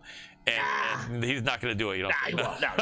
Leopards don't change their spots, man. This is how he got here. I think he's going to keep doing it till it's over for him. He's going to keep going with that go to war with the hands mentality. Yeah, he really kind of is like the Arturo Gatti of MMA. Yeah, absolutely, really exciting. ONE FC has some exciting stuff going on. They've got Demetrius Johnson and Eddie Alvarez in a tournament coming up on the 31st. They've got some USA TV deal now where it's going to be a 1-hour highlight show, I think on TBS. Or TNT, one of the two. I think both are Ted Turner owned. That's why I blur them in my mind. I know it's Turner. I forget which one it is. Yes. Yeah, and that should be really interesting. You think they'll ever get a foothold over here? Apparently they're actually a bigger, more of a money-making machine around the world than the UFC, just not in the United States. Are they going to be able to make an impression here, you think? I think they will. It's a matter of how then, I'm really curious about this, how they necessarily differentiate the product, how they say, here's what they have, here's what we have that's different. Yep. Here's why you should tune into us. The UFC has created almost an NFL in a sense of the United States fans, whenever there's a fighter who's not in the UFC, and, oh, this guy's really great, the first thing they say is, well, then why aren't they in the UFC? Yeah, yeah. Oh, I know this great quarterback. Well, why isn't he in the NFL if he's so great? Yeah. That's the thought of the fan, of the average fan. So ONE FC has to say, well, we have something different. We have a product that's a little outside the box. We have this thing that makes us different from them. Because if I'm a racehorse and you're a racehorse, it's all about the fastest racehorse. Yeah. And the UFC right now has the fastest racehorse in the United States. If ONE FC can say, we have a product that offers something slightly different than what you're used to, they can get a foothold here for sure. Absolutely, and they're really going to try. I think there's nothing scheduled as far as events here in the USA for 19, but I think in 20 they're very well maybe. One other fight in the last several minutes we got you here. Really love your opinion on this fight. This is an interesting one, I think, and I'd love to hear your insight. And this is going to be for the interim, another interim for the interim UFC middleweight title. You know, we're talking about the last style bender, Israel Adesanya against Kelvin Gastelum. How do you break that one down? When we talk about range and styles, Kelvin Gastelum, short, stocky, in the pocket, he throws great combinations. It's a matter of his outside game. Israel Adesanya really controls the outside in a way that not many fighters since Anderson Silva do, or if any fighter since Anderson Silva do. I think the baton kind of passed to him. When I saw him fight Brad Tavares, I called that fight in Vegas at the Ultimate Fighter finale. I couldn't believe how good Israel Adesanya was. I couldn't believe how confident he looked. I couldn't believe the swagger. I couldn't believe his timing, his ability to really eat you alive from the outside. It's almost, for Gastelum, almost like the Uriah Hall fight. I've got this versatile, lanky, tough guy who's unpredictable and has knockout power. I have to stay in his chest the entire time. I have to stay right in his face. Gastelum has experience doing that. And there's one thing about Israel Adesanya is he got dropped into a title eliminator against Anderson Silva without having faced a top 5 guy. He hasn't done that yet. Right. And that's kind of the issue. Gastelum has. Took on Jacare, Weidman, obviously Bisping, the former champion. He's fought those top-level guys. He's got a little more experience at the ultimate level, but I think Israel Adesanya is off the chart with physical talent. So it's about who can control the range in this fight. And if it's at middle or long range, it's Adesanya's all day long. Yeah. All day long. But, man, I'm telling you, when Gastelum gets in there, he throws heat. Yeah, he really does. I think Gastelum's, a live slate dog in this fight, too, and he could very well win. Two fighters that are similar for two different organizations, Israel Adesanya and MVP Michael Venom Page. Do you kind of lump them together as far as potential and talent, or do you think one of them's got potential to be a bigger star, better fighter, or both? No. They're very, very similar. The only thing I would say is we've kind of seen we've seen MVP in his last fight with Paul Daly struggle a little bit with the takedown. He did okay, popped back to his feet, but he got taken out by a guy who's not known for his takedown. Yeah. Israel Adesanya, people have been hunting for the takedown on him, and no one has really had that much success at all. Yeah. So we've seen a little bit more vulnerability in MVP, but style-wise, very, very similar. Yeah. Very similar. But Adesanya, to me, he's a little more versatile. MVP has a very point-fighting style, which is great. It works well for him. Adesanya is kind of able to switch styles a little bit, where he can suddenly go more a traditional Muay Thai, and then he goes back to kind of a point fighting style. He switches stances a lot. So it's I've seen a little bit more versatility from Adesanya. But MVP, fantastic fighter, and that, oh my God, did you see that kind of style, that water cooler moment? They're both great at that. Yeah, without a doubt, very impressive. Quick opinion on Rose Namajunas, Jessica Andrade. You know, I had brunch today with Jessica Aguilar, and we were talking about this fight. Obviously, she's very interested in it. Yeah. And Andrade, one thing we both talked about, the strength of Andrade. She is just monster strong. She is like a pit bull in there. And one thing about Rose, I think she really figured out the striking game of Jędrzejczyk, and that's what she's great at. And that was a lot of her success, her ability to mix up the versatility in her kickboxing and hit with real power.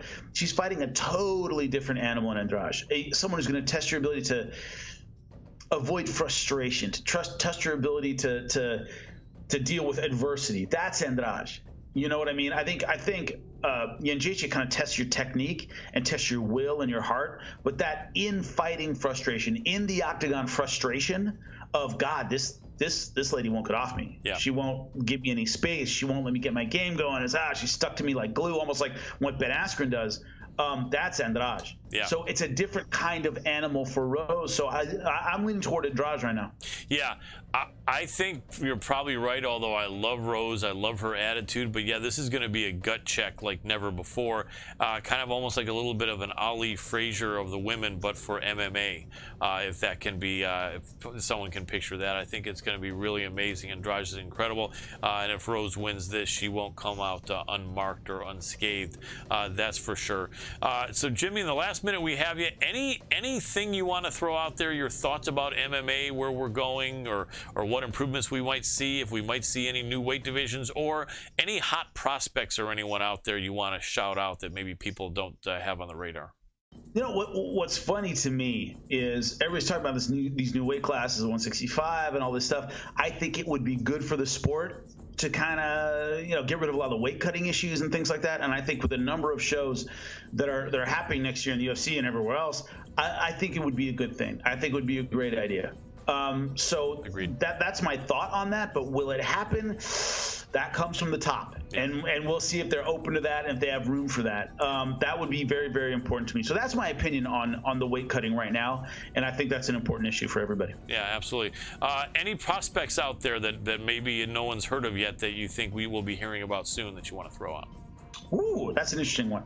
I don't know about prospect, but I am actually really fascinated as a jiu-jitsu guy. I'm fascinated to see how far Kron Gracie can go. Yeah. I thought, obviously, great performance first time in the octagon, but he's somebody, because specialists tend to plateau. Yeah. Specialists tend to get to a certain point, and they find that wrestler that won't let them take them down, and they kind of stall. Damian Maia is a great example. He got far, got a couple of title shots, but you could see this kind of ceiling when he fought this certain guy who wouldn't let him get that takedown and get his jiu-jitsu game going. I want to see if Kron Gracie, with little seasoning, and Ben Askren can get over that hump that specialists usually have trouble getting over.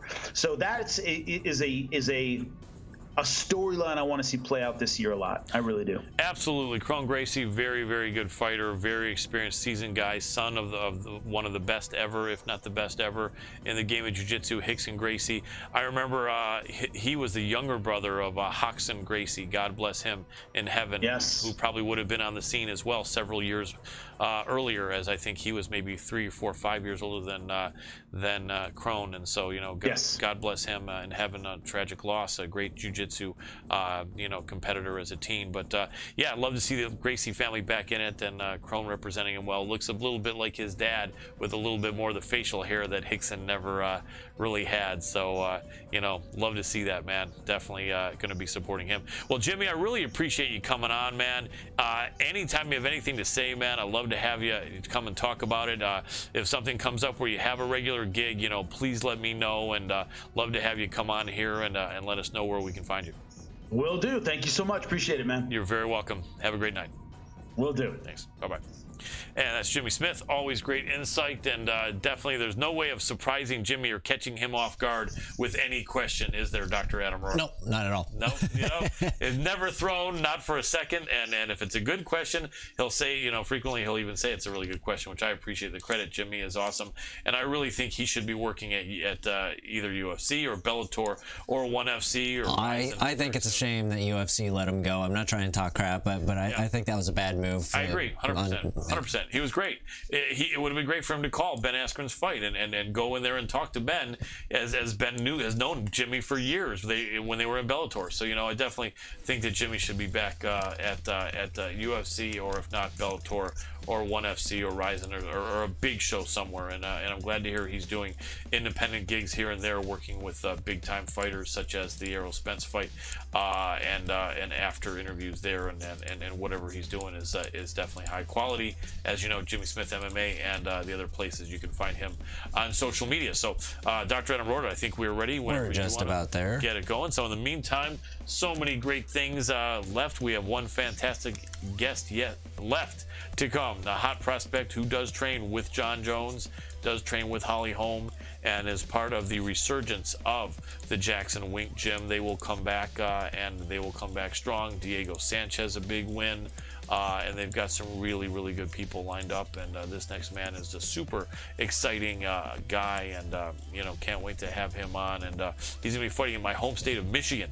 So Midwest MMA fans, it's a Wednesday night fight that's going to be on UFC Fight Pass. Don't miss that. You can still get tickets. We're going to have him announce it as soon as the doctor here, the Roar Master General, as I sometimes call him, the senator of all senators, will be getting that to happen. Senator of all senators. Senator of whatever the hell. But in the meantime, we have all kinds of... You guys can vote for me. Yes. Vote for that, and also for GQ. Yeah, there we go. People's. Hey, there we go. Chris, can you hear me? Yes, I can. Excellent. Appreciate your patience, my friend. Sorry we're about 5 minutes late, but we see you here. No problem. I appreciate it. Track. Thank you, my friend. Let me give you a proper interview, ladies and gentlemen. As I was just mentioning, this next man is a hot prospect out of the Jackson Wink Gym. He does train and has trained many times with John Jones, with Holly Holm, Diego Sanchez, numerous great people there. He is known as Breezy and also the Future. We are talking about Mr. Chris Brown. Officially welcome to the show, Chris. Glad to have you here, my friend. Yeah, thanks for having me back. I always enjoy being on the show. Absolutely, my pleasure, my pleasure. So now let me ask you. You could move the camera a little bit because you're there. We go. That's even better because we hate to have you only partially. That perfect. Your small face. Yeah, only small face right there. Yeah, the clothes. Yeah, you look good. You look good. But yeah, man. So you have a fight coming up in my home state of Michigan. Why don't you go ahead and let us know what the venue is and the date and how people can grab tickets for that great event that will be on UFC Fight Pass. Yes, next Wednesday, March 27th, I will be headlining on UFC Fight Pass for their second Warrior Wednesday.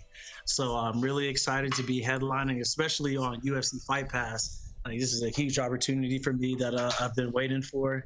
I was supposed to be on the first one originally, but nonsense happened with people not wanting to fight. So they made it up to me. I'm the headline, and I cannot wait to perform out there. And I haven't been to Michigan before, so it'll be my first time.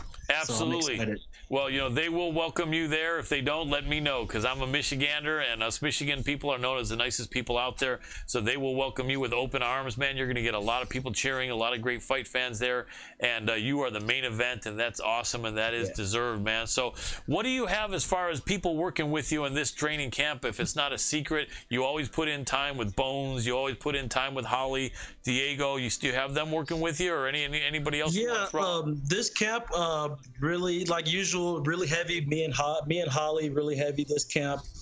Me and Diego, we went hard this camp, a lot of wrestling. I wasn't his main partner. We have a young guy named Christian Edwards who's fighting for Bellator this weekend, who's making his pro debut. Cool. We had him helping a little bit more because of the size, since he was fighting Mickey. But we were still getting our drills in and drilling together and everything. We did the Modelo Fighting Spirit. for Diego.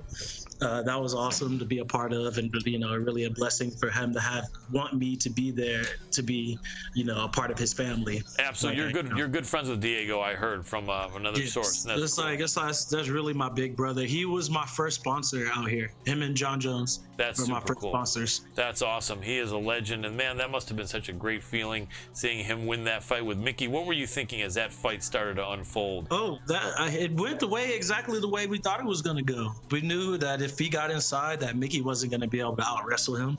And Mickey was really slow. He thought he was going to outspeed Diego. I'm like, you're a slow 170 pounder. So Diego's sparring with me all the time. He's used to moving, and he's gotten a lot faster. And people are sleeping on his skills because, especially having someone like me and, revitalizing him, really getting him on the grind, get that youth in next to him. So he he just grinds. And I really look up to him, and I've learned a lot from him. He really is a great legend. Amazing that he was part of Ultimate Fighter #1. And he had one of 2 winners. It was him and Kenny Florian. And they were two of the better fighters to not have been UFC champions, but to always have been really close. Right. Really, really amazing. And it was Diego had just the nightmare, and then he was the dream, and now he's back to the nightmare. Yeah, he regrets being the dream. He regrets that leaving. He wish he would have never left. But everybody's got to live and learn. Absolutely. And then Holly doesn't have anything signed or anything, I guess, that you can talk about. She's trying to fight this summer for sure. Yeah, they're trying to set something up. But her, she's always in the gym. She's always working. Even if she doesn't have a fight for 6 months, she's working. Yeah, she's me and her spar every day. Excellent. Multiple rounds every day. Good stuff. So, good stuff. She's grinding. Yeah, she's great, and I'm a big fan of hers, and I know that she gives you good work. You were the undefeated King of the Cage amateur champion, so you put in some good time as an amateur, and everything's looking very good as a pro. You're early in your career, and I know you got a lot of goals and stuff, and a lot of plans. You train with John Jones. Some people have called you like a young John Jones or a lightweight John Jones because you fight at lightweight primarily, right?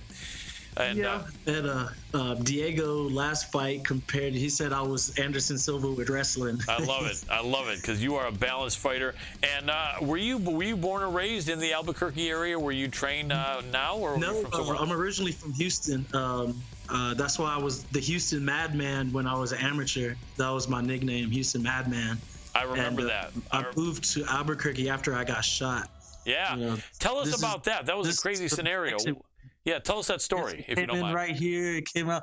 Yeah, I was living a wild life back like 5 years ago. I was in the streets, doing all kinds of nonsense. And, it finally caught up to me one day, and I got shot. While I was driving, the guy shot me in the street. Wow. And I drove home, had blood squirted out of my forehead, all on my dashboard. There was blood everywhere. Wow. And I'm just driving because I had a fragment like right here, so it was a bump. And this was a big hole. Wow. And when I got stitches, they took out the fragment that was in there, and that's what was burning in my head. So when I was driving, I was like, man, I got a bullet in my head because I could feel it burning, and the blood was squirting. So I was actually wearing a Breaking Bad t-shirt. Oh man. And I took it off and I wrapped it around my head as a tourniquet, and so I stopped the bleeding, and I drove home, took a shower, smoked. I was at home chilling, and then my cousin came. I was in the shower, and my cousin comes home yelling at me, telling me to go to the hospital because my little cousin was calling everyone saying I had 2 bullets in my head because they could see the 2 holes. Right.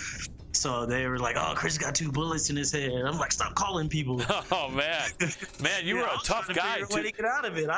If I could have done something where nobody would have known I did it, I was trying to get away with it. Man. But nobody to know. That's amazing, man. You're a tough guy to have not had. A lot of people would be trying to drive directly to the hospital, but you were just, man. Oh no, I was like, I'm going home. I love that. I love that. But now, was that kind of a moment that kind of got you on track? In fact, had you started your amateur career yet as a fighter then? I had my first fight over at 4 Ounce Fight Club in Houston. I went to one of their smoker events. I won my fight in 35 seconds. And then after that, I was supposed to fight on a couple cards. And the first card, the guy didn't pass his blood work, so I didn't get to fight. And then there was just a couple other hang-ups that weren't able to let me fight. So that was frustrated, and I had a lot of personal stuff going on. Like my brother got 20 years in jail. So I was going through a lot, and I just got into the fuck it mode, and I just went in the streets, and I was just going hard, doing what I was doing, doing some bad, but doing some good. I felt like I was getting some good karma because I had my own little To Catch a Predator thing going on. Interesting. And so basically that kind of motivated you to keep going with your career and kind of get on the right track. As soon as I got shot, after I got shot, it changed everything. I just was like crying all the time from the PTSD, and I was just like, I got to change my life. I can't keep doing this, and I should go back to fighting because everything was going good when I was fighting. So I packed up my car and drove it out here, bullet holes and everything, fixed my windshield, and just drove out here, and just got out here and started grinding and worked my way up to the future. Yeah, it really seems like you're on the right track. You're a super easygoing, nice guy, man. And so it seems like that was kind of like the realization, WTF moment for Chris Brown, huh? Yeah, it's like, I can't be doing this shit no more. Like, literally, like when I seen the flash of the gun, I thought it was over. Yeah, and it could have been. And it could have been. Yeah, that's the thing. I was. The doctor said I was just an inch away from dying. Wow. Maybe it's a centimeter away from dying. Yeah, and you know what's interesting? I'm sure it gives you more of a value to your life. But have you hung on to that, or does that kind of pass? I know probably for the first few months, right? I always think about it. I have one of the bullets in my car. Oh, wow. Keep it. I keep the bullet. It was actually in my airbag, my passenger side airbag. They pulled the bullet out of there and they gave it to me. So I've kept it around. I'm gonna make a necklace out of it probably. I like that. I like that, man. Turn something bad that turned into a really good learning experience. Look at me now. I'm over here in Jackson Wink, top prospect. Yep. Training with the legends that I watched on TV. I have those moments where, I'll be in the ring with Holly or something, and I'll just like look around at, their pictures on the wall, and just like, man, this is real. Like, you're there, like, and I'm really doing this. Like, and it's crazy, just like the amount of love that Albuquerque has shown me. I'm out and about all the time, so I get a lot of love, and just the way that people look up to me at the gym is kind of crazy to me sometimes, because I am young in my career, but so many people actually look up to me and view me as a role model. At the gym. I believe that, and I've heard those great things about you, man. You have a lot of maturity. You are a very respectful person. Every time I've talked to you, a good sense of humor, easygoing, and you're outgoing too, man. And so I think you really do have the whole package. What do you know about this opponent here? What sort of challenges does this guy present to you? I actually just saw one of his videos for the first time today. I didn't even know that it was up there. I didn't even try to look.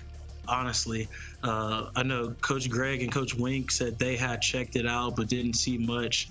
I think the video I saw was him getting beat up. So all I know is I have a teammate that knew about him from being up in Montana. So I know he likes to try to throw bombs and wants to wrestle. So and I think he's coming up from 145 to 155. So he's at a disadvantage in height, weight. But I know he's not a better wrestler than me. So, just go in there, be calm, and just let loose and show what I've been working on. I still haven't been able to really put on the performance that I want yet. But, every fight I get better and better, and I've been able to improve on a lot of things this count. Absolutely. I believe it, and I believe you're going to really take it to this guy. You were kind of... Sorry to interrupt you, man. I really am excited. Yeah, he's going to get it. Absolutely, he is. Absolutely. Well, Chris, you were kind enough to join us in our very popular Pros Pick segment. And the Pros Pick is brought to you by DigiSouth. And so we only have about 6 or 7 minutes. So maybe give me about 30-second breakdown on each of these fights, if you would, Chris. And why don't we start out with Israel Adesanya versus Kelvin Gastelum. How does that fight break down? Give us some interesting insight. That's going to be a good fight because we're going to see what Adesanya is going to do. I don't know how to say That's it. That's okay. Adesanya, no problem.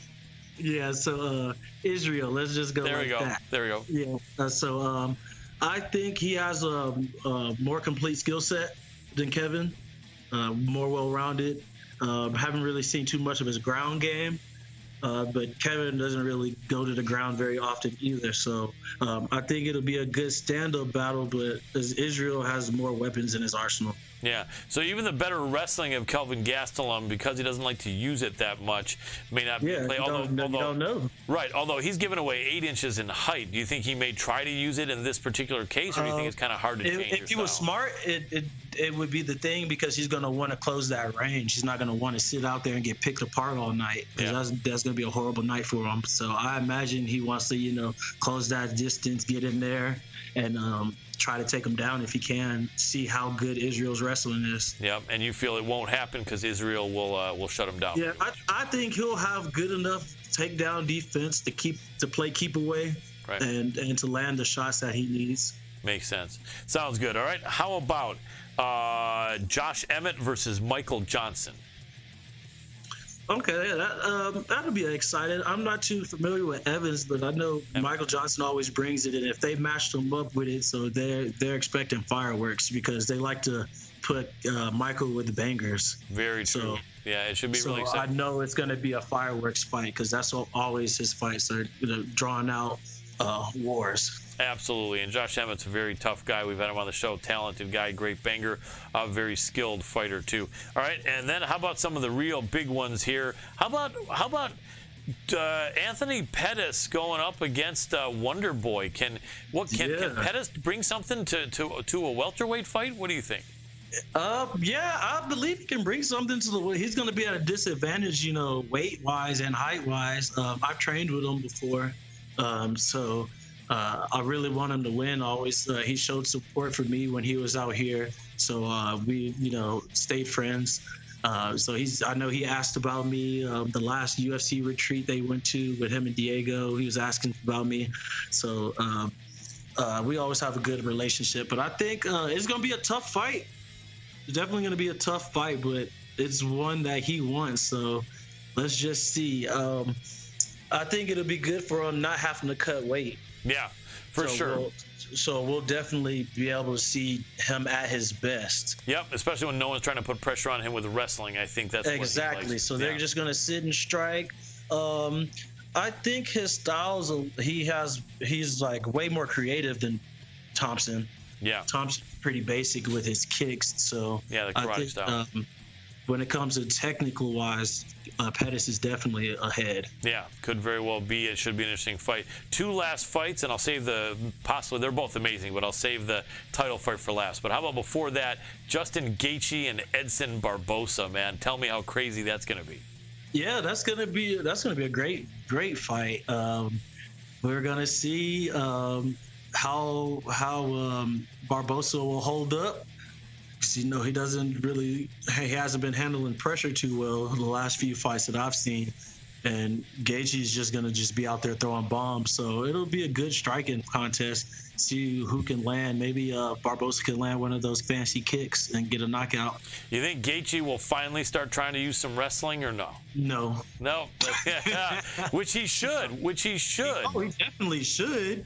But he's not the smartest fighter. He's just going to go out there and brawl. Yeah, he is. But it makes it exciting for the fans, doesn't it?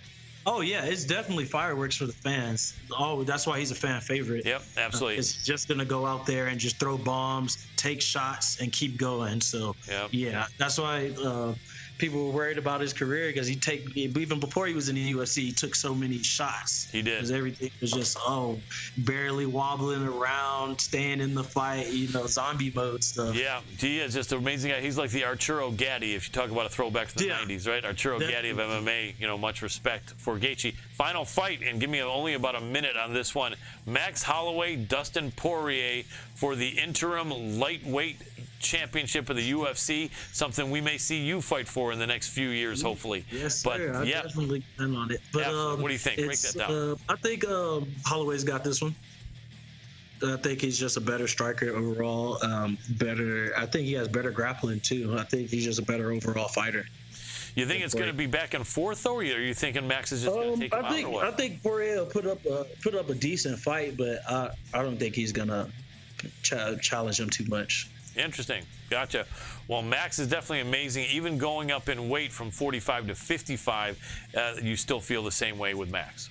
Oh, yeah, because now he's not even cutting. Yep, that makes sense. So he's gonna have even more energy and more power. So he's already got the skills kit. So now he's faster and stronger. So yeah, I definitely think have him with the advantage. That makes sense. Last question: who's the most exciting challenger for John Bones Jones? Thiago Silva or Johnny Walker? Not Silva. More exciting. No, Thiago Santos. Sorry, Thiago Santos or Johnny Walker? Yeah, I would go Johnny Walker. He's a more exciting person, more exciting fighter. He's got the personality. He's got the showmanship. He's going out there and be silly. I know he can't beat John, but it would definitely be an entertaining fight just because he shows up. He's got a lot of creative stuff, and he's great for fans. Absolutely. Well, I think that could be an exciting fight we see soon, although I think Thiago Santos may be next, and he definitely, with his capoeira style and his great hands and power, could be interesting for John, but John is looking hard to beat. Yeah, John's going to dominate him, too. Yep, I hear you, man. I hear you. I don't blame you. Yeah, it's just amazing to watch him work, get to pick his brain from time to time, and just the love that he shows me is I really appreciate all of that stuff. Absolutely. Well, he believes in you a lot, I know, and so you're someone to watch, man. I believe in you. I'll be cheering for you, Chris Brown, a week from tonight. The Warrior Series, Warrior Wednesdays. This is going to be on UFC Fight Pass over in Southgate, Michigan. Hit Chris Brown up. Give me a quick social media handle where people can hit you up. Yeah, hit me up, Chris Breezy MMA on IG and Snapchat, and on Facebook, you can look me up at Chris Breezy Brown, and I'll pop up on there. Excellent, Chris. Thanks so much for jumping on, man. Keep up the good work. Looking forward to you killing it next Wednesday in my home state of Michigan. Yes, sir. Thank you for having me on, guys. Appreciate it. You're very welcome. Have a great night. You too. Thanks. And that was Chris Breezy, the future Brown. Dr. Adam Rorta, I know we got to make it really quick. Any last words? We've got to. That's why I was telling you to wrap it up there, so that way we had a second here. Definitely got some last words. I want to say thank you, everybody, for tuning in.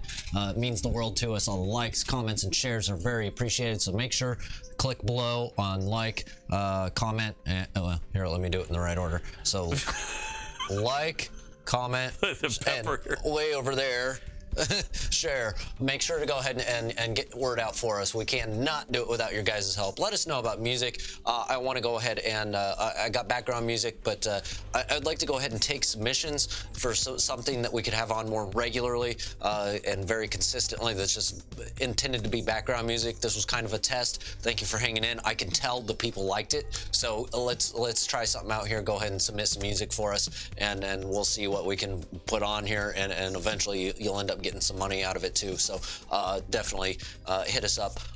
Also, real quick shout out DigiSouth. You've seen their logo pop up multiple times through this show, and they've been mentioned. DigiSouth.co is the place you want to go for everything social media related. And then also Combat Press. Go to combatpress.com, where every fight has a story. They're the #1 go-to source for me, at least. It should be for you, for all combat sports related news. And then also Cross-Trained MMA Fighter. Thank you so much for supplying the t-shirts for MMA Power Hour, and also having some awesome apparel of your own. And a huge shout out to my own company as well, iFlexy.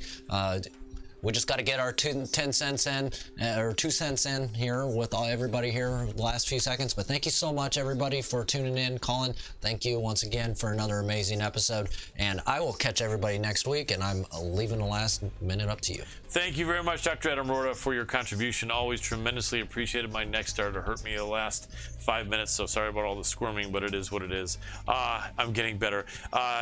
Life is a state of fluxy, hence iFluxy, as Dr. Adam Rorta's great company. So living in a state of fluxy with the Digi South, Wichita trained, with a combat press. These are all great members of the family, and we appreciate you guys being members of the family as well.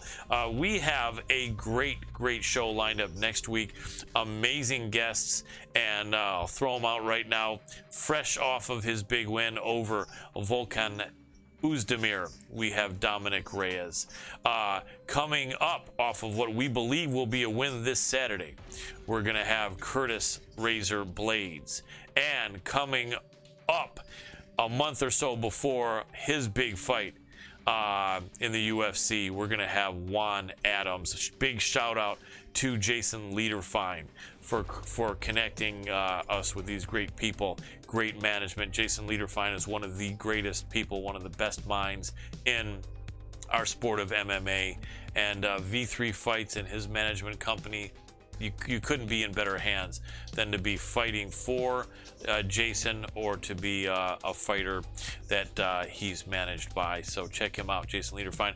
Everyone else, thank you guys so much. So many of our great supporters. We love you a lot. And so go ahead and spread the love in a positive way. Be that guy, be that girl. Take care of your pets, your parents, your relatives, your kids, your neighbors, your coworkers, and let them know you love them and got their back. It could change their life. For Dr. Adam Rorta and the MMA Power Hour, hate to say goodbye, but gotta go. We'll see you next week. This is Colin Crandall, and I'm tapping out.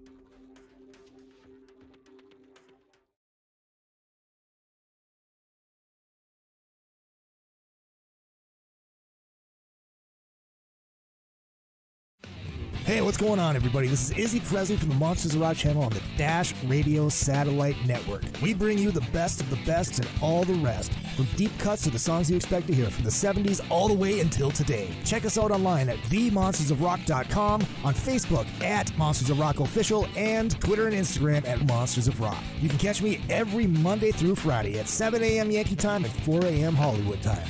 Come find me. And don't forget to download the free Dash Radio app. The Monsters of Rock Radio Network.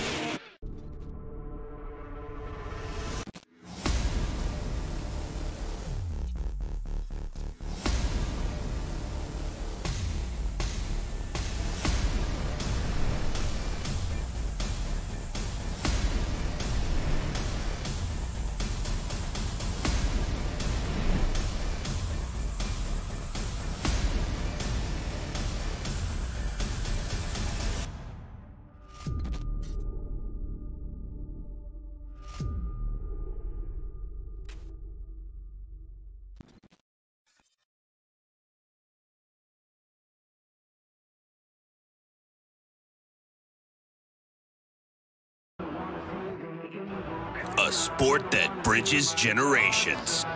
Live everywhere. Fight gives you instant access to live pay-per-view and free combat sports programs.